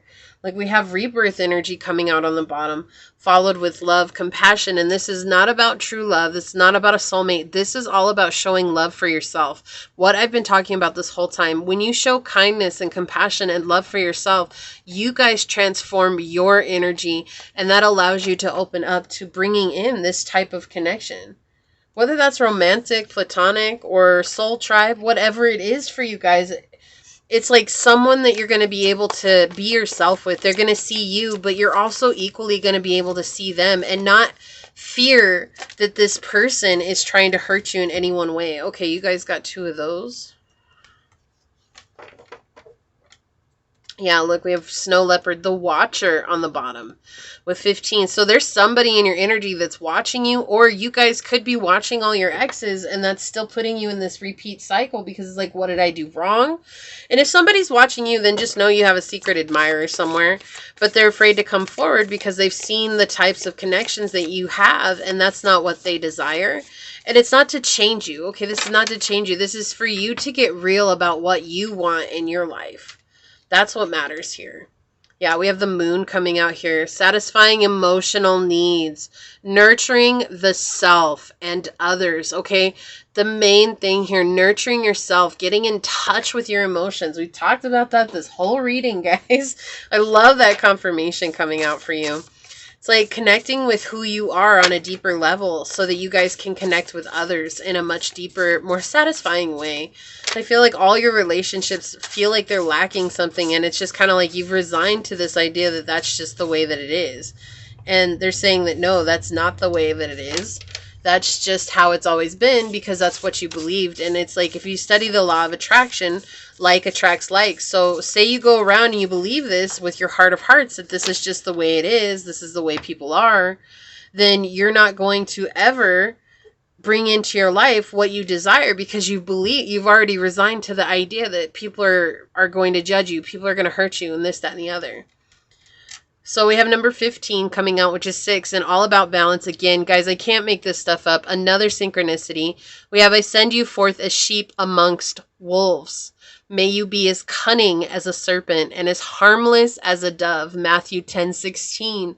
And the reason that this is coming out today, guys, is saying that, remember, you're among wolves. You're in a society, in a place and time where a lot of people are hurt, and hurt people. Using your discernment and coming as a full embodiment of unconditional love will allow you to navigate among the wolves as a sheep and not get harmed, not get hurt, not get caught up in life's idea of what it should be, right? I love that. I love that that came out. I love that it was number 6. You guys may see 6 a lot. So what do we have here? River, movement. Yeah, allowing yourself to move beyond the bend. Like this is so symbolic here because it's scary to go where we can't see. We don't know what's next, right? And to change the way that you've always shown up, like that's scary, right? Like, well, what's next? How do I know that that's right for me? How do I know what is meant for me? If I can't see what it is, if I can't determine what's next, if I can't plan for what's next, then why should I move from where I'm at? And it's saying that when you choose a different path, you're going to make movement in your life, and you're going to allow yourself to leave behind what's no longer serving you, and the unknown is not going to be so scary. The reason that the unknown feels scary is because we're living in a state of fear from what was, right? It's not that we fear the unknown. We fear that what was will be again. And understanding that what has happened before, it's already happened, and it's not going to happen again if we're making strides to change our belief systems and the way that we see the world. Perspective is everything. You can either see the cup as half full or half empty. And if you see it as half empty, then the world is going to show you every which way why it's half empty. But if you see it as half full, then likewise, the opposite is true. The world is going to go out of its way to show you why it's half full. Look at this. We have owl coming out. Wisdom with number 4. Finding stability within yourself. It's also telling me to complete cycles. This is a cycle for you that you guys are going to complete. But you have a deep inner knowing and an inner wisdom that's very pure to you. And it's hard for you guys to listen to that because it feels like it's been leading you down wrong paths. And what it's been leading you down are paths that will help you deal with the triggers that you have in your life to heal them. And you guys are gaining wisdom from that. It's just being open to allowing those situations to come into your life and seeing them from outside of the box, right? Like you guys are good at seeing life from outside of the box, but it's like using that skill that you have for things that are in your life. Why am I triggered by this? Why am I upset by this? Why is this weighing on me so much? And allowing yourself to really sit with that and understand yourself deeper, right? Then we have number 14 with 5 coming out. 5 is all about change. We have equality and seahorse. Once you guys lean into this inner wisdom that you have, you guys will be calling in an equal relationship. Like we have this person who, this sea creature who's watching this beautiful young woman here, and she's not really aware that he's watching her. And so that's again confirmation. You guys may have somebody that's admiring you from a distance that you're not aware of. And as you guys develop and grow and expand your consciousness, this person's going to come forward because they're going to see. They really do admire everything that you've gone through, and they admire everything that you've overcome. However, the type of relationship that you're desiring is not necessarily the type of relationship that they want. They don't want to be second best. They don't want to be just a physical thing. This is somebody who wants to nurture a cerebral type spiritual connection. We have Yang here with Aries, Gemini, Leo, Libra, Sagittarius, and Aquarian energy. Proactivity, expression, doing, and forward motion with movement right here. Come on, guys. This is great. Yeah, this is taking action towards your own life and changing those things in your life. And I know it's hard because on the spiritual journey, we're like, well, it's not about changing ourselves. It's about accepting ourselves. And in truth, that is what it is here. But taking action towards self-acceptance, you can't just hope that one day you're going to accept yourself. You actually have to take action to accepting yourself. And that starts with looking at those situations in your life that may not be very comfortable. So we have 39, which is 12. 12 is all about perception, your perspective. It says sometimes you find the strength to do what scares you the most if you believe your life will be better because of it. Yes. And so I feel like this is just coming out as a reminder when you're ready to move forward, knowing and remembering that it's because you feel like this move in your life is going to make you feel better. You want love. You want to go towards this beautiful love. And in order to do so, you have to believe that your change in your life will be better for you. That's the only way to make motion, right? And then we have number 6. I love this. Take 10 seconds before you take a leap. Yeah, so don't do this just on a whim.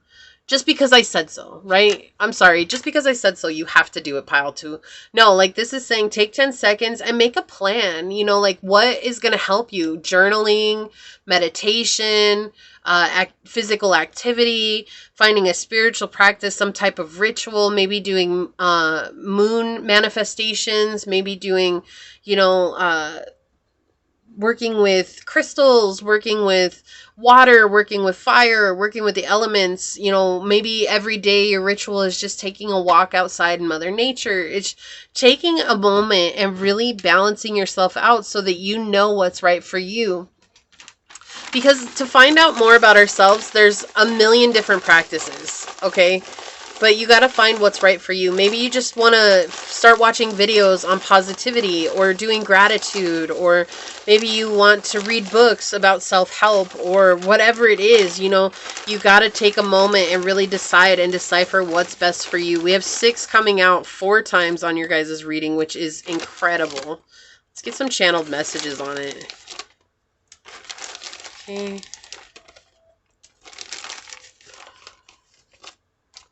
Oh, that's the one that flew open. Okay, let's read this one. What does it say? They're mad that you walked away after they hurt you. Yeah, so there's that energy coming through. We talked about forgiveness, right?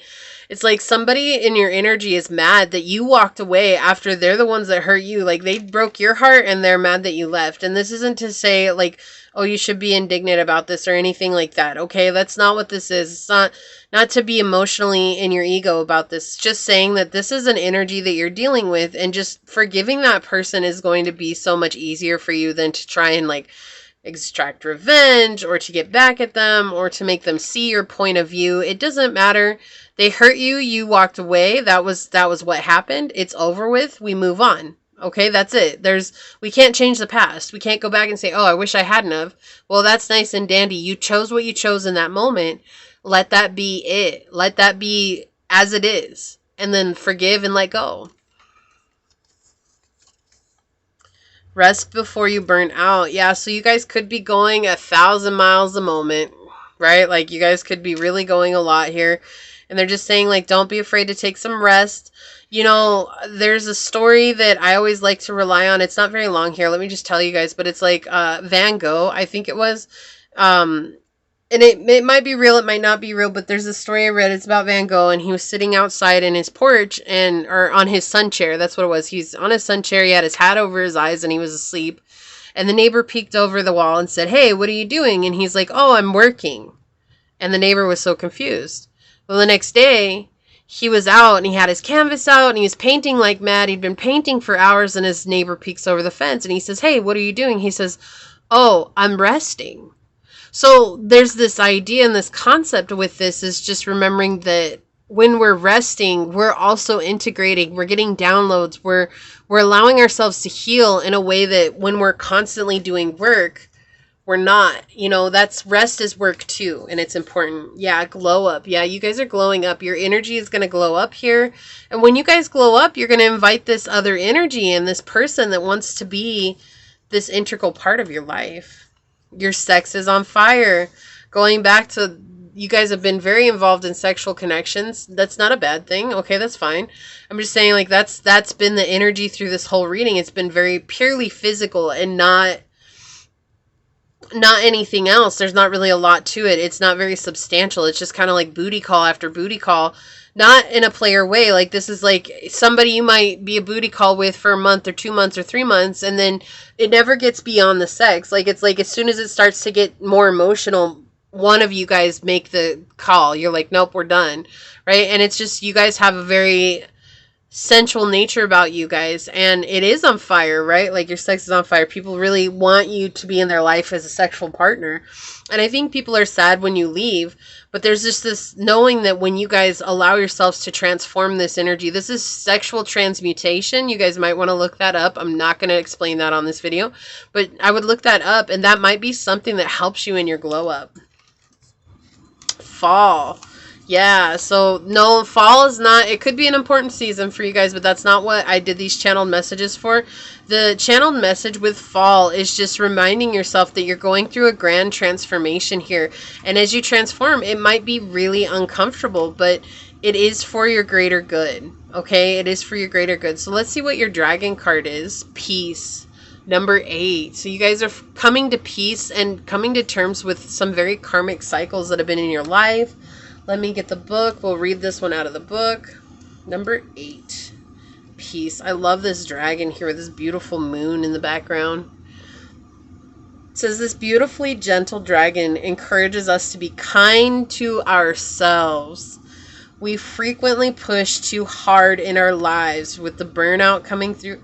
I love this synchronicity. Whether this is at work or at home, we forget who we truly are and can miss the beauty in life as we become self-absorbed with our worries and our anxieties. The energy of peace brings us an inner tranquility, helping us to feel that everything is okay.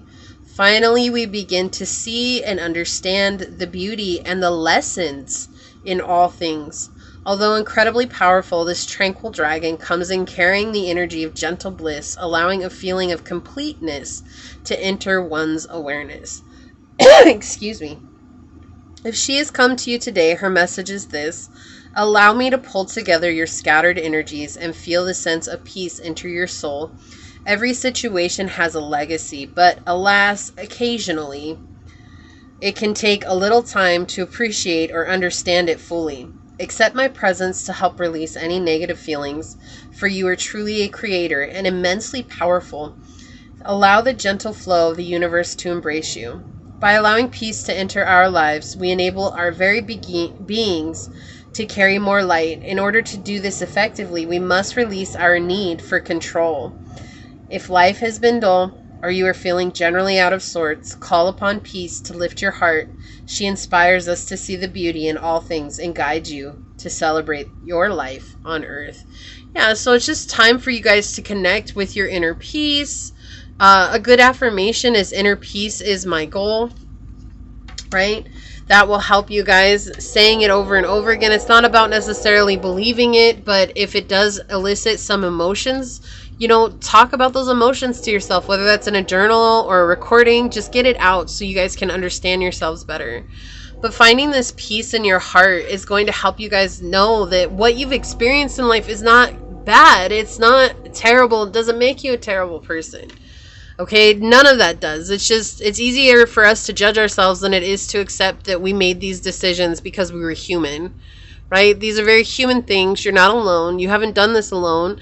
None of that needs you to beat yourself up or to put yourself in a burnout mode because you're afraid of what's next, or you're afraid that you're not going to be seen as a good person, or you're afraid that you're going to not be seen as what people expect you to be. You guys have a phenomenal energy, but not many people get to experience that aspect of you, especially those that you want to be in your life. It's like you have to see that they're worth it in order for you to ever open up to them, which I completely understand. Yet, if you don't allow yourself to experience the beauty of who you are, it's going to be very hard for you to show that to anyone else because you keep it closed off from the person who matters the most, and that's yourself. You guys are on the path to receiving this beautiful love. First, though, there are some steps that need to be taken in order for you guys to open your heart to receive that love. And knowing that that's okay, because that's part of our journey. It's not about just falling in love and getting married and having kids. We're in a day and age now where we're consciously waking up and not letting our subconscious run our lives anymore. And in that, it means that we all have some inner work to really to do. This could be shadow work for you. This could be Reiki healing. This could be sound bowl healing. This could be doing yoga. It could be doing anything that really calls to you. It could be as easy as getting some acupuncture and going to the chiropractor. Okay, but really sitting in some space for yourself and understanding why some of these things are affecting you, or why some of these things are weighing on your heart, will give you an insight to who you are, and allow yourself to stand up in that and know and accept yourself in this moment for what you've done and who you are. Because if we don't accept ourselves, we're always going to be in a judgmental attitude. And if we're in a judgmental attitude, then those that we invite into our lives will mirror that back to us, and they'll judge us harshly. And it won't feel very good. And it's just to remind you to not judge yourself. Okay? I love you, Pile 2, and I'm sending you out an energetic hug because I feel like you guys definitely do need it. So here's your energetic hug. Oh, okay? And I'm going to leave it here. This is what I have for you guys. If it resonated, hit that thumbs up button down below. Subscribe to the channel. Hit the notification bell. Leave a purple heart in the comments down below so you guys know you're not alone on the journey, that there are others here with you, Pile 2. And until next time, I hope you guys have a phenomenal rest of your day. And I'll see you on the next reading. Bye, guys. Welcome, pile number 3, to your reading. This is for those of you guys that chose the bloodstone. This beautiful stone. It's dark green with these red specks in it. This is going to be your reading. This is what's next in love. So we are going to start with the Astro Dice. Let's go ahead and get these smoke cleansed here to release some of any previous resonant energies, to let them go. Residing energies, whatever you guys want. Residual, that's what I was looking for. Thank you, whoever said that. So let's cleanse these of any residual energies. And let's go ahead and ask the dice. What's next in love, Source, for pile number 3? Source, what's next in love for pile number 3? What's next in love for pile number 3? Alright, let's see. What do we got going on here? Very dreamy. Okay. Sorry, guys. I just got excited about what came through. Alright, I'm going to zoom in on the dice here. So let's see. I might have to move them around a little bit, but hang with me. Alright, that was pretty good. Almost dead on. Move them up just a little bit and over. Okay. Awesome. So what's coming in love for you guys? What's next in love, we should say, right? So first and foremost, let's talk about what's happened here with 12th house. I feel like you guys have gone through a lot of grief and loss. This is interesting. However, what just came through, and this may not resonate with many of you, this could only be for one. One of you guys lost a spouse. Okay, so there's this energy coming through that someone lost a spouse. Maybe it's been a while and you're just on this reading because you want to get yourself back out there. You're just wondering what could potentially happen because this was somebody that you cared about greatly and deeply. You guys had a lot of fun together. It was a very unique type of love. And there's just this fear that's coming with it because you've been in solitude for so long, that what's potentially next. Okay, so that doesn't resonate with you guys. That's okay. The next message is that this is for people who have been single for a while. You maybe have a dream about what love should be and how it should be and what you really want it to be like. You know, you want it to be honorable and with integrity and a lot of support and a lot of compassion, or whatever it is that you desire from love. It's like you have these dreams and these ideas of what you want, and you guys are healing. Like, this is a very spiritual energy coming through here. So this is telling me that your next connection is going to be super superior. Wow.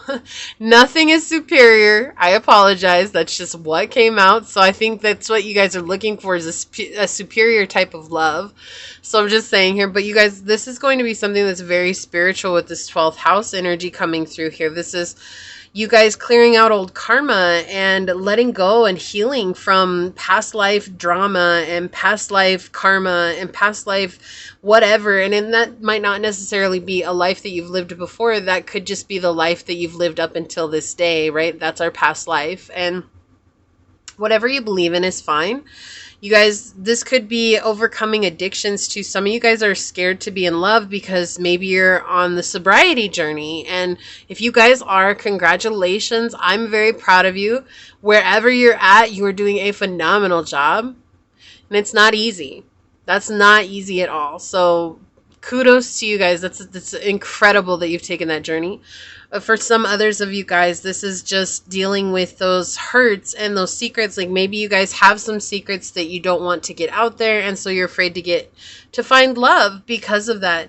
But what House 12 is telling us what's next in love is it's going to be a very spiritual type of love.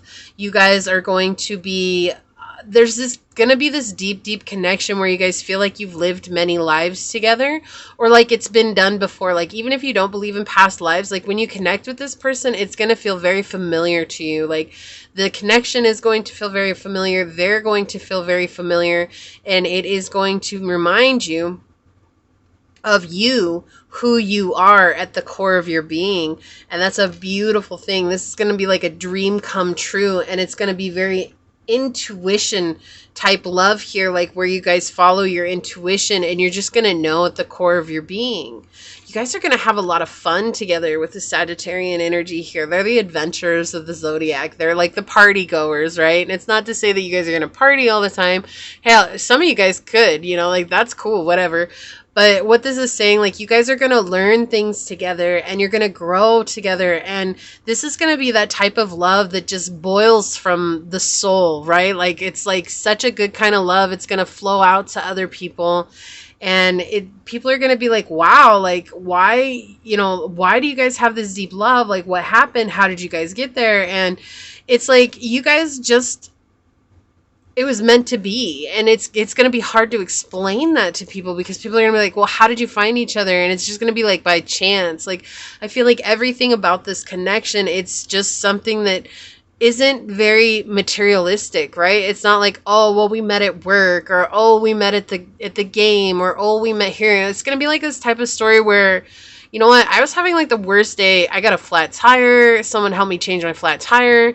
They sent me to this store that they had that was good with tires. I went to that store, and then it was almost lunchtime, and I just saw this place across the street for lunch while they were replacing my tire, and I went to lunch, and they waited on me for lunch, and we just had such a good time while I was waiting, and I ended up staying way past the time it took me to change the tire, and we ended up connecting later. And it's just gonna be like such a weird story. Like people are gonna be like, what? And you're gonna be like, yeah, when I say fate, it feels like fate. Like that's the type of energy that's coming through here, especially with the Sagittarius energy. It's just so like believing in something beyond ourselves, right? Whether you believe in something or not, that's fine. It's just that's the type of connection this is gonna be. It's like gonna feel like very much at a deeper level, very much like your hearts are connected, very much like you guys have this same idea of what life is, but you guys are going to bring such good differences to it too. It's not going to be like such grand differences where you guys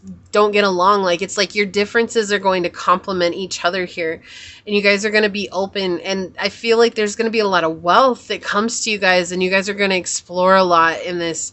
And also one of you guys could be a philosopher of sorts, or like a teacher.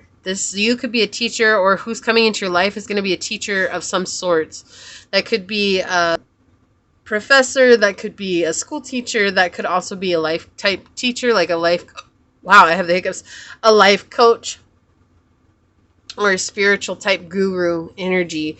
And I feel like some of you guys aren't super spiritual. I mean, you're on here on tarot. I feel like a lot of people get advice from tarot, but that doesn't necessarily make you guys spiritual.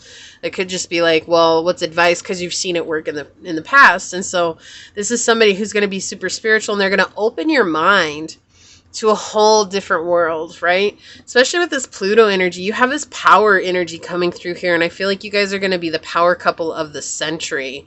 Like, people are going to see you, and they're just going to see how much you both have transformed. Like, anybody who knows you or who knows them, they're going to be like, wow, ever since you met pile 3, like, or ever since you met them pile 3, like, you guys have just changed so much, and for the better, right? Like, you guys have let go of old beliefs, like, things that that maybe weighed on you before. Like, this is something. So when we talk about subconscious, right, because Pluto's with our subconscious, and the house 12 is with our subconscious, as Piscean energy here, okay? And Pluto rules Scorpio energy, which is like that occult energy, the secrets and everything like that. And so you have this very secretive energy here. You guys might not actually bring this relationship out in the get-go, but it's actually awakening you to your subconscious. This connection is going to help you heal on such a deep level that people are going to be like, holy moly, like, what happened? And even you and this person, they're not going to know, but the deepness of the love that you guys have for each other is going to be so palpable. People aren't going to be able to deny the love that you hold for each other.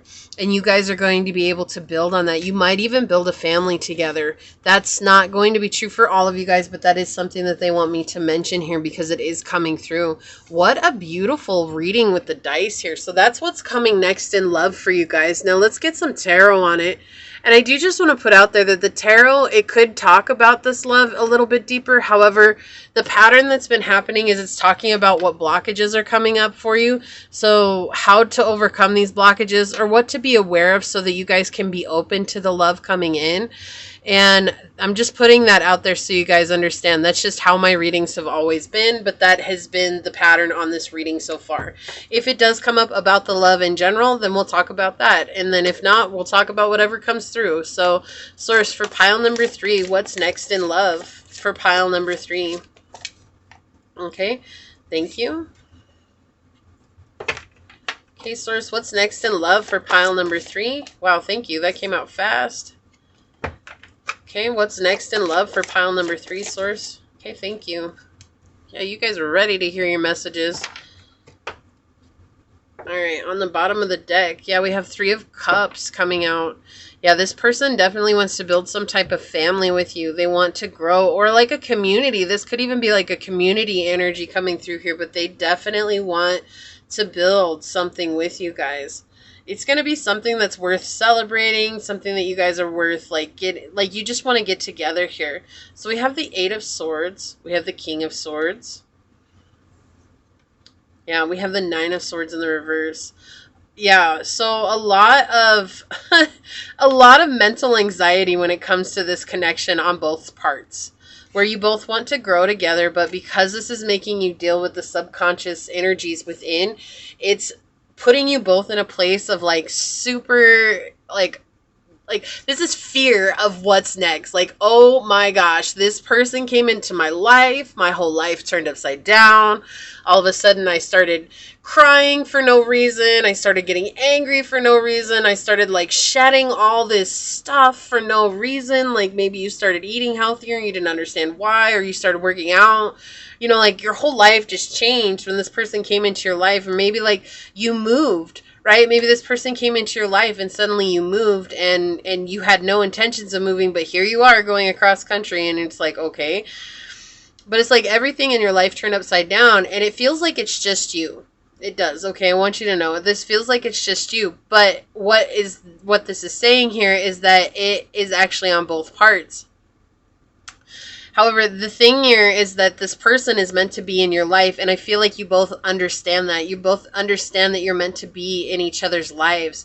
What's going on here, though, is that it's been really hard for you guys to communicate what red flags or what matters to you in your connection, whether that's this connection or any connection up until this. Yeah, I'm getting a pain in my stomach. Like, you guys always kind of like let your power be overrun by others, and it's hard for you to communicate what it is that you want. It's like the defense. You feel like you always have to defend yourself. So like if there was a red flag that came through, or if there was something that you didn't necessarily agree with, rather than saying, hey, this hurt my feelings, or hey, this didn't make me feel too good, it's like you guys went on the defense, and maybe you were just kind of like I get the image of a crab, like, you know how the crab just kind of lashes out, or like the scorpion, which like stings really quick. Yeah, my stomach hurts right now, like really crazy, guys. Woo. Yeah, this like made you like sick at the stomach. Like it's like a red flag that made you sick at the stomach. And this is something that I feel like you've dealt with in the past as well. And with this King of Swords here, it's not like you're not willing to say what's on your mind or willing to speak your truth. There's sometimes with this king in the position that he's in between these two swords cards, it's this vibe of, I feel like I'm always having to defend myself. You have to defend yourself from your own mindset, and you have to defend yourself from people who come in with not the best of intentions. And so it's like when this person comes into your life, or when they did come into your life, it was so intense that it made you feel stuck in this, stuck in the middle with you. Clowns to the left of me, jokers to the right. Here I am, stuck in the middle with you. Like, why? That's the song that just came through right now. But anyways, that's it. It's like you feel stuck in between a rock and a hard place. It's like I'm stuck between my own emotions and my own thoughts and my own feelings and my own mental chatter. Right? Because this is talking about control, anxiety, fear, deep-rooted fear, negativity. This is like when your mind can't shut up, and when you believe it and you let it control you, that's the type of energy coming through with this 8 of Swords here.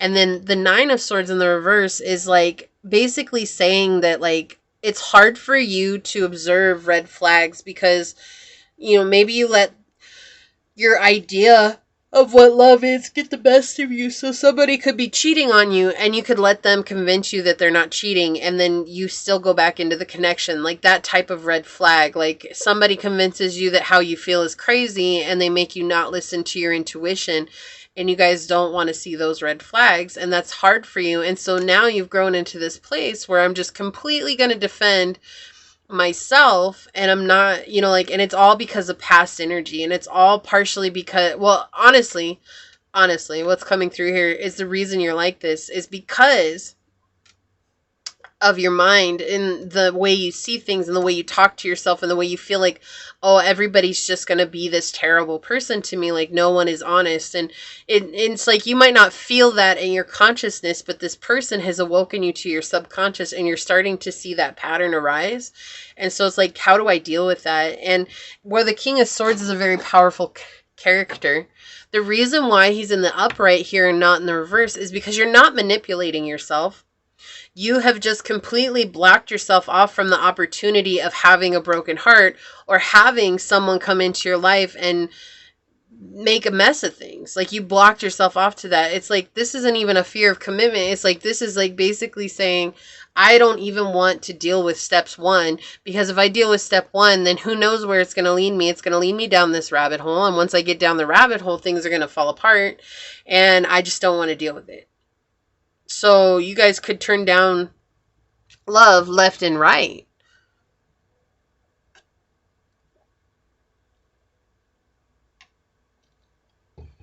Or offers, or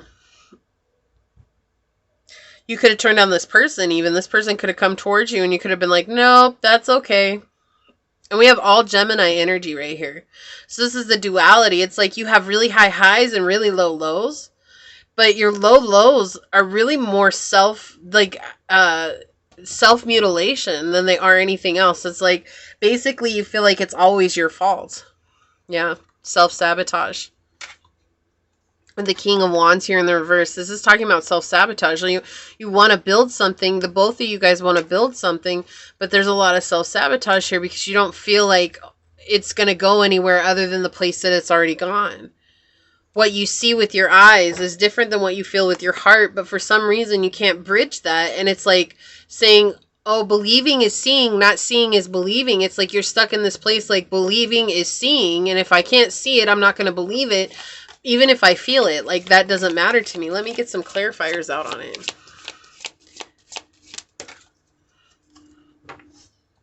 This one wants to go here. Okay, may we please get some... Wow, okay, thank you. Yeah, introspection. The Hermit here. Let's see what we got. Yeah, you've grown far beyond this. It's time to let this go. To let go of the betrayal. So when I say let it go, I don't mean like just deal with it. No, it's like this is something that you guys have a belief within where you're like holding on to this idea, if I give love or if I give kindness, if I give anything to anybody, if I agree to go out on a date with somebody, if I agree to do anything, like, I'm just going to get hurt. It's like, this is that mind chatter saying, like, I don't believe that I'm worthy of what I'm asking for, even though I desire it. You obviously desire it. You're here watching this. You obviously desire it. You are too advanced for this belief. It's just getting to the point where it's like weighing on your heart more than it is serving you. Maybe it served you in the past. Maybe it kept you safe from other situations in the past. But now, because this connection has awakened your subconscious, or you're about to meet them, and as you meet them, your subconscious is preparing to be awoken. It's like, suddenly it's like, this is becoming crystal clear to you. And it's like, not to blame yourself, but to look at this, look at the things that you've come through and look at the things that you've overcome.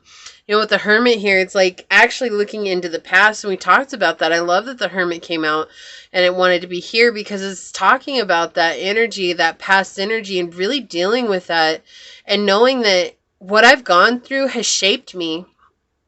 It's not who I am, but it has shaped me.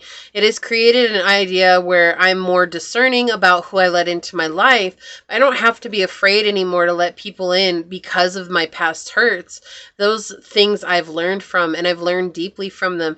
But this is definitely like the mindset that you guys hold in this journey. It's like, this is a cycle of letting go.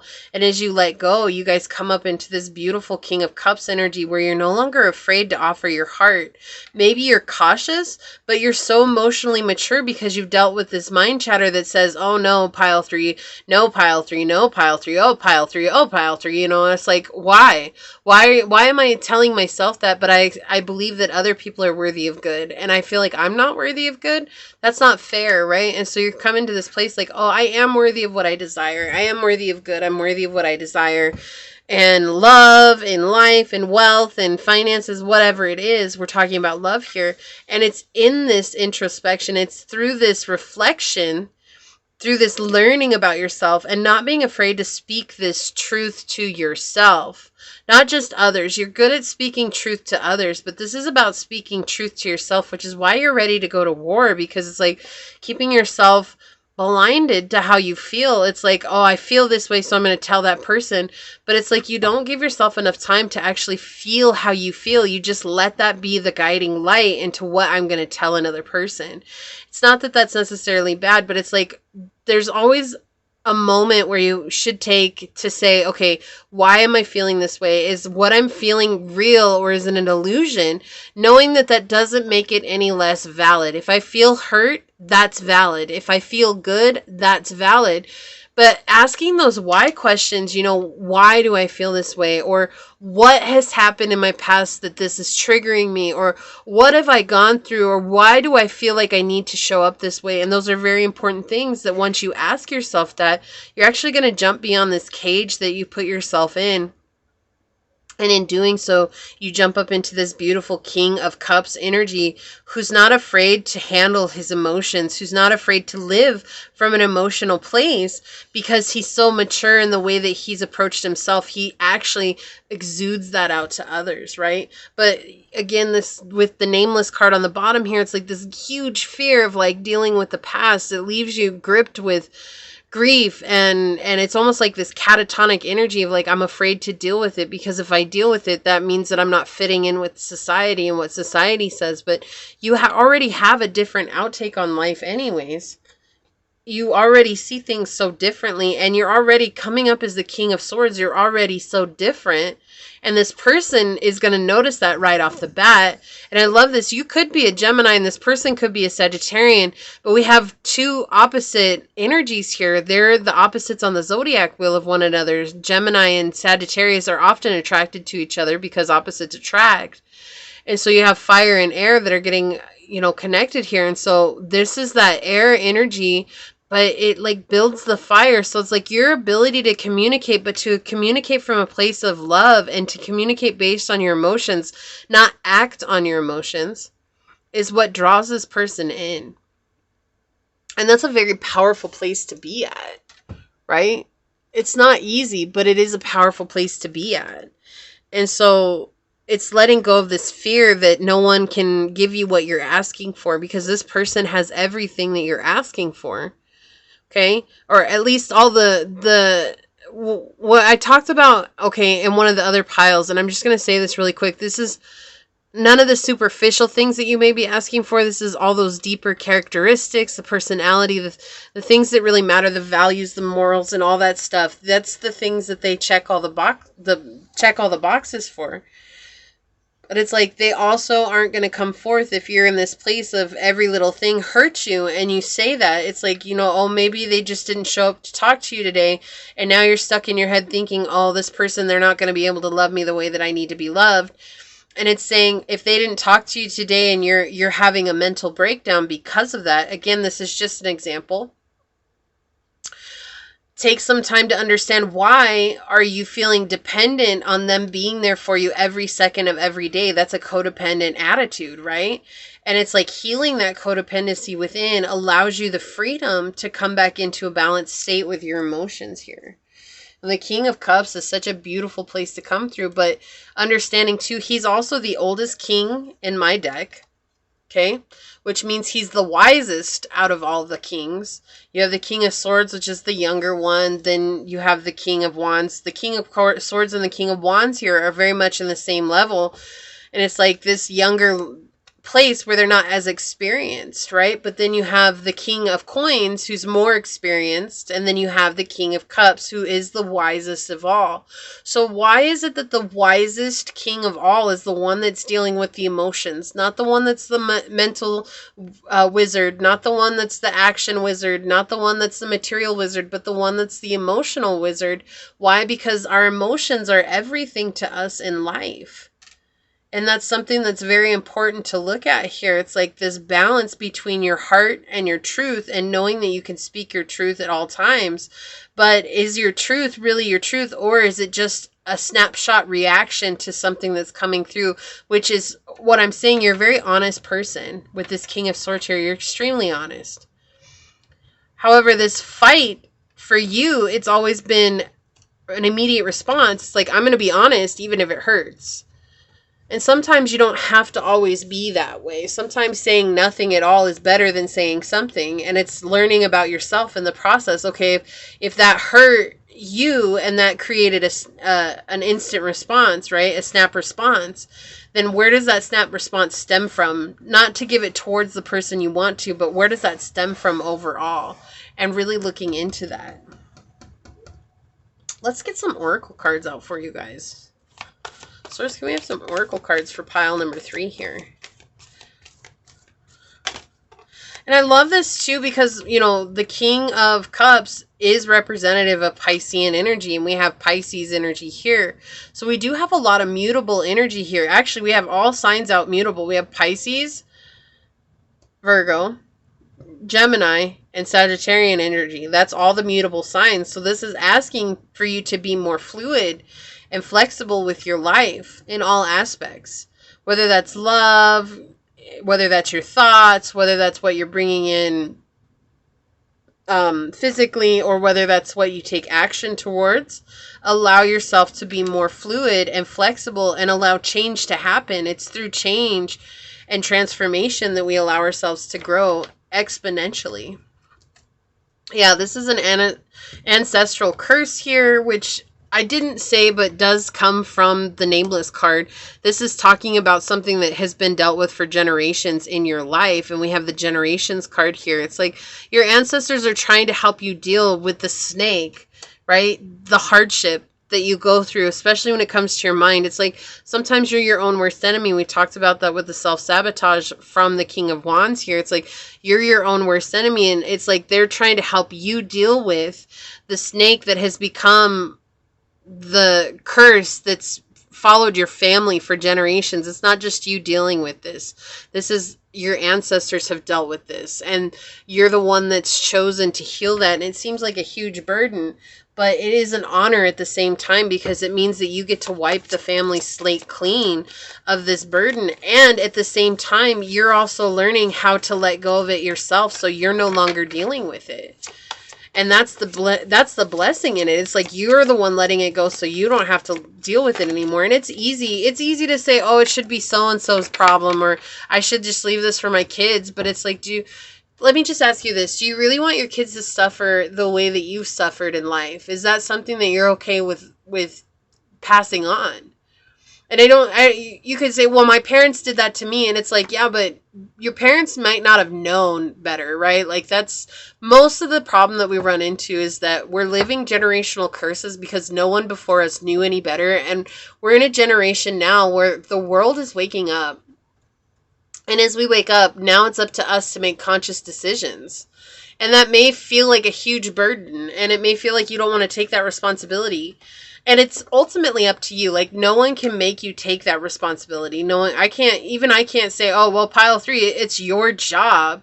It's just been given to you, right? And it's your choice. If you choose to change, you choose to change. But if you choose to stay in the same vibration, there's nothing I can say to change that. There's nothing anybody can say to change that. You chose to stay there, and that's okay. But understanding that either way, there's going to be consequences, whether they're good or bad. There's going to be retribution for that, right? So if you choose to stay the same, you're going to have these repeat situations where you're always feeling like you have to defend yourself. Or if you choose to change, you have this option of coming up into this beautiful, loving, compassionate energy where you're giving to others from a cup that you're able to fill yourself. Yeah, so we have cycles, hair on the bottom with number 31. This is about you guys building stability. And again, closing out those cycles. We talked about that over here with closing and ending these cycles. No longer are you going to be repeating these things that have been happening. It's like you're going to let them go and allow yourself to blossom and become new and whole again. Let's see here. What else do we got? We get some more oracles on it for pile number 3, Source. Oracles for pile number 3. Okay. Please have some oracles for pile number 3, Source. Whoa, okay. I can't. So I'm going to take the one that flipped over. A grip of them flipped over. But I'm going to take this one. It was Pisces energy that flipped over. Intimacy, intuition, and compassion.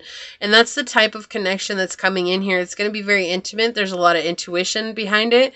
And I said that at the beginning. It's like a gut response for you guys. Like, you're going to know that this is the connection for you. It's going to be very intuitive. And you guys are just going to know. And the type of connection you're going to have is very intimate and compassionate. And then these other two flipped over with it. And I'm just going to take a look at them here. So we have South Node, which is destined to release. Yeah, you're destined to release these patterns. This is the thing that we're most comfortable with, right? Our South Node is something that we've already mastered. We've become super comfortable with. And we don't want to let it go, because to let it go means that that's uncomfortable for us. But in order for us to embrace our North Node, we have to let go of that which has already become comfortable for us so that we can grow and expand. And then we have cardinal signs here, which is Aries, Cancer, Libra, and Capricorn. And that's instigation, bravery, and a pioneering spirit. So this is just saying that it's up to you to instigate a change here. It takes a lot of bravery. And yes, you're going to be a pioneering spirit here in your family line, in your family lineage, clearing out generational curses, right? Came out on the bottom with a challenging situation and a mountain to climb. It's not going to be easy. No one said it was going to be easy. I'm not going to tell you it's easy. We want love. You want love. Of course you want love. But to get love, it means that you have to be willing to do what it takes. And are you willing to do what it takes? Not everybody is, and that's fine. That's why there's so many different situations on the face of the planet. And that's why not everybody chooses the spiritual journey. That's also why not everybody chooses the self-healing journey, because it's not easy. It's not. It's easy to stay with what we know. It's easy to stay in an energy that we're already comfortable with, right? Okay, this one wants to come out. May I please get some more oracle cards, Source? On the bottom of the deck, we have sometimes the hardest thing and the right thing are the same things. Number 2. Yeah, so for you guys, it's really good for you to heal yourselves. That's the right thing. But it is one of the hardest things that you're going to have to do in order to open yourselves up for love. I can't promise you this love is going to come right away. It might take time. But think about it. It's like you've spent all your life in this energy of defending yourself and feeling like you have to defend yourself. right? So it's not like change doesn't come overnight. Change takes time. And are you willing to put that time forth? Because not everybody wants to, right? So we have summer solstice here, radiance. It's like letting your light shine. You've hid yourself off from the world for long enough. And as you open up to your subconscious, the more your light is going to show through, the more that you're going to be authentic to yourself. With Piscean energy coming out, this is Leo energy here, right? This is connecting with your solar plexus chakra. Pisces energy is ruled by the feet. This is like allowing yourself to connect with your spiritual energy, your sacral chakra, your gifts, right? You might have spiritual gifts that you're unaware of, or that you are aware of, but you're not sure how to develop, or that you're in the process of developing. Wherever you're at is fine, understanding we're all different. And this is just saying that as you open up subconsciously to yourself, you're going to connect more with being able to take action towards what intuitively draws you.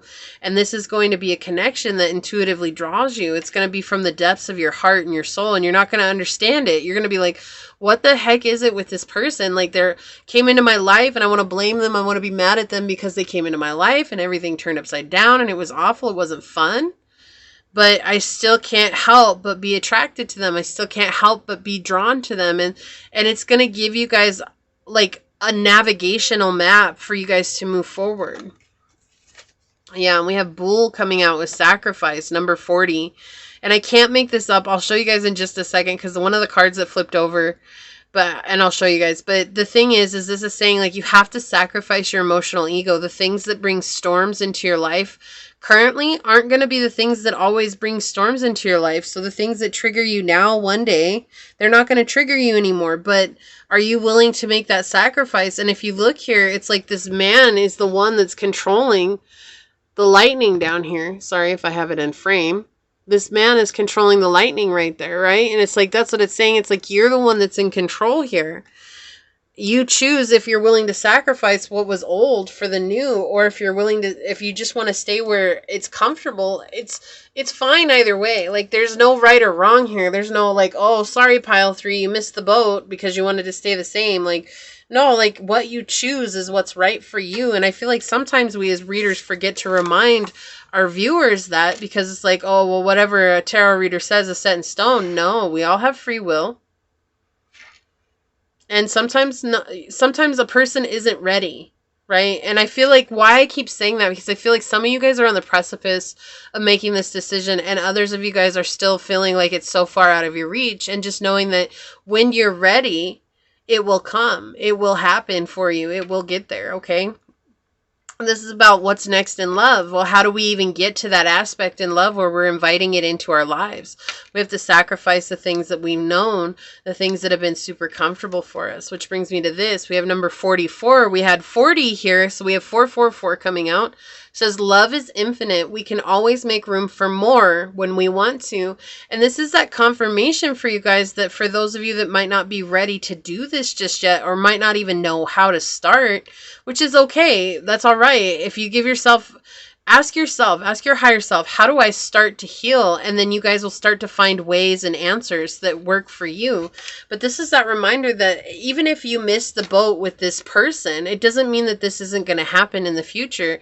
It means that when you're ready, you'll be able to make room for more love when you want to, right? It's like this is the same love that happens when you build a family.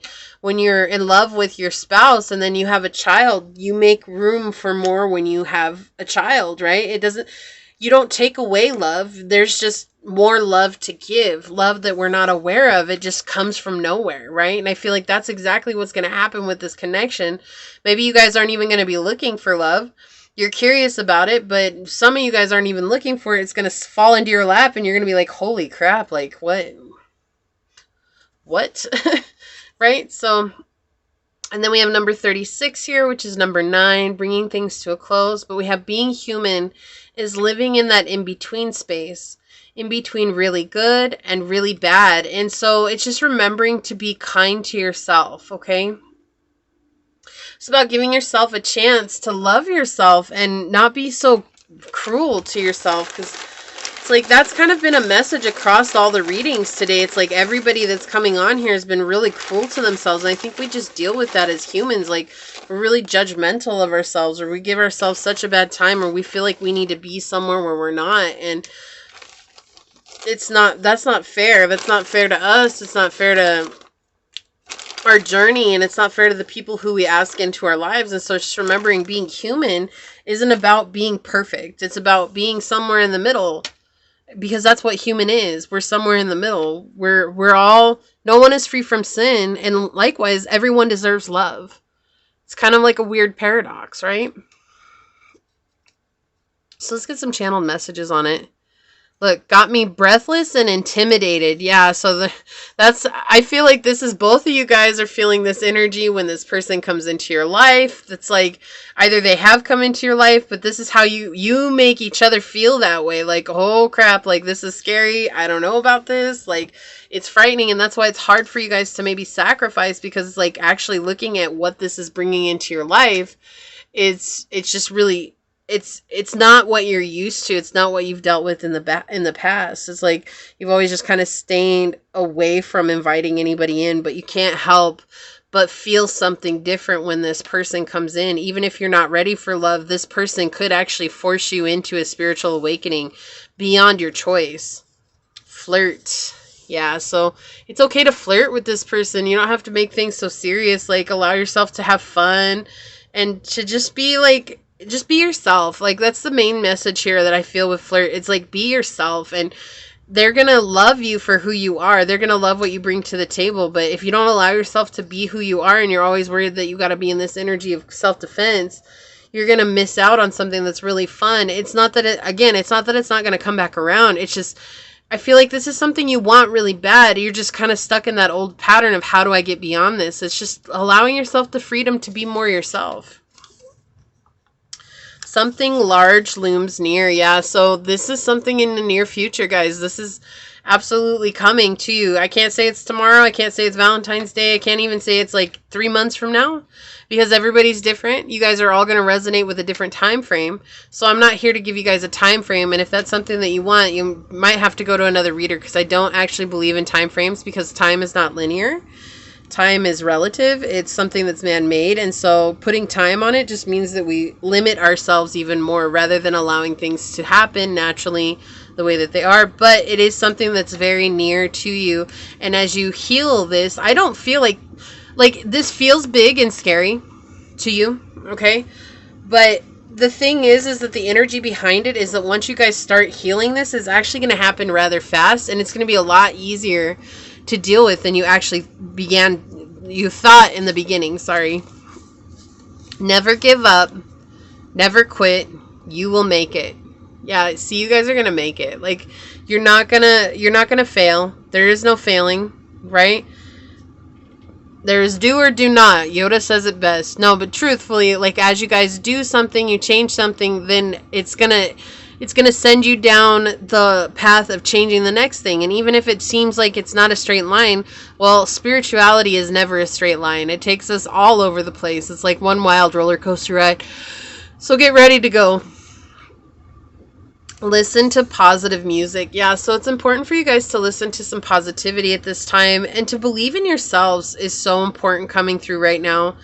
You guys have stability in your lives. You guys are clearing up karmic paths, but it's important for you guys to find strength, structure, and stability within, and to really rely on that within yourselves and your heart, and understand that you guys have what it takes to manifest the life that you desire. Even if it feels like it's so far away, you guys have what it takes to do that.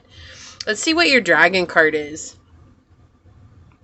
Asclepius. Okay. And that's number 18. Let me show you this card here. I'm going to read it for you guys. My ear is tripping out. This is saying it's an important message for you guys. It's important for you guys to receive the message that's coming through with this card. Okay. Now if I say his name wrong, I apologize, but I'm pretty sure it's Asclepius.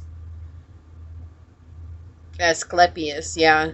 Asclepius was a healer of great repute in his time, and this dragon in particular reminds us that inside us too are great healers. When we talk about healing from the past, I love that this is the card that comes up. The dragon Asclepius has particular connections with practitioners who use healing plants. These are herbalism, essential oils, homeopathy, and flower essences. He also connects us with animal healers, including vets. Add to this his rather shamanic energy and his connection to snake. And we had, look, what was I talking about earlier? I love this connection here. I drew these on live so you guys know. But we were talking about dealing with your own snake, right? With the ancestors card here, dealing with the own snake. I'm going to leave this out because of that beautiful connection. Because he's a powerful ally. All in all, Asclepius is a dragon of the healer and the shaman. If he stepped into your spread today, it is to remind you that you can call upon his powerful energy, and together you have an immense combination of transmutation and transformation, accepting that your journey on earth is about life, death, and rebirth as we grow and blossom personally and spiritually. He has this to say: you are on the cusp of transformation. Allow me to guide you forward along the winding road. What was I just saying? Spirituality is not a straight path. And I was saying that a lot of you guys are on the precipice of whether or not to make this change. And I love this confirmation coming through here for you guys. Hold on to what you know to be true, for it is your journey and yours alone. Life never stands still. It is forever changing and evolving. And together we can transmute that which binds you. Yeah, so it's like letting go of those past situations and not getting caught up in the fact that, like, why didn't my ancestors heal this? Why didn't they do it first if they were dealing with it? It's just because they didn't know any better. And now that we're coming into this place of becoming consciously woke as a society, we're now understanding things differently that our ancestors didn't have access to back then. And so as you guys deal with this, you have Asclepius here who's helping you guys deal with the snake. And if you look here, he has a snake that's wrapped around his staff here, right? It's all wrapped around the staff and coming around him. And so he's connected with this, saying that it's okay for you guys to heal this wound and to really become that clever being in your life. And, you know, let go of the past, let go of what hurts. And it's interesting that I'm also being drawn to the story of Adam and Eve here, and how the snake is the one that convinced Eve to eat from the forbidden fruit. And it's just interesting because for so long, women have been put in this place of being terrible people because of that. Okay, and I have a point to this. I want you guys to know. I have a point to this, right? Because of that first interaction with the snake, and understanding that we all have our own snakes to deal with, right? Rather than judging one person or a group of people or gender or whatever. And so I feel like wherever this is that you guys may have judgment, that's why this is coming up. It's important for us to remember that we all have listened to the temptation of the snake within us, and we've all actually taken action on that temptation before, and it's up to us and only us to ask for forgiveness and to forgive ourselves, right? And so it's like reminding yourself that you have this powerful journey in front of you that you guys can absolutely heal, and you're going to heal the wounds of your ancestors, and they're asking you to do this. They're helping you through this, okay? So love is coming to you guys. As soon as you heal this aspect of yourself, you're going to open yourself up to this amazing connection that's coming into your life. And I hope that this resonates. If it does, hit that thumbs up button down below. Subscribe to the channel. Make sure you guys set the notification bell so you always know when the next video does go live. And with that being said, I'm going to leave it here. And I will see you guys on the next video. Bye.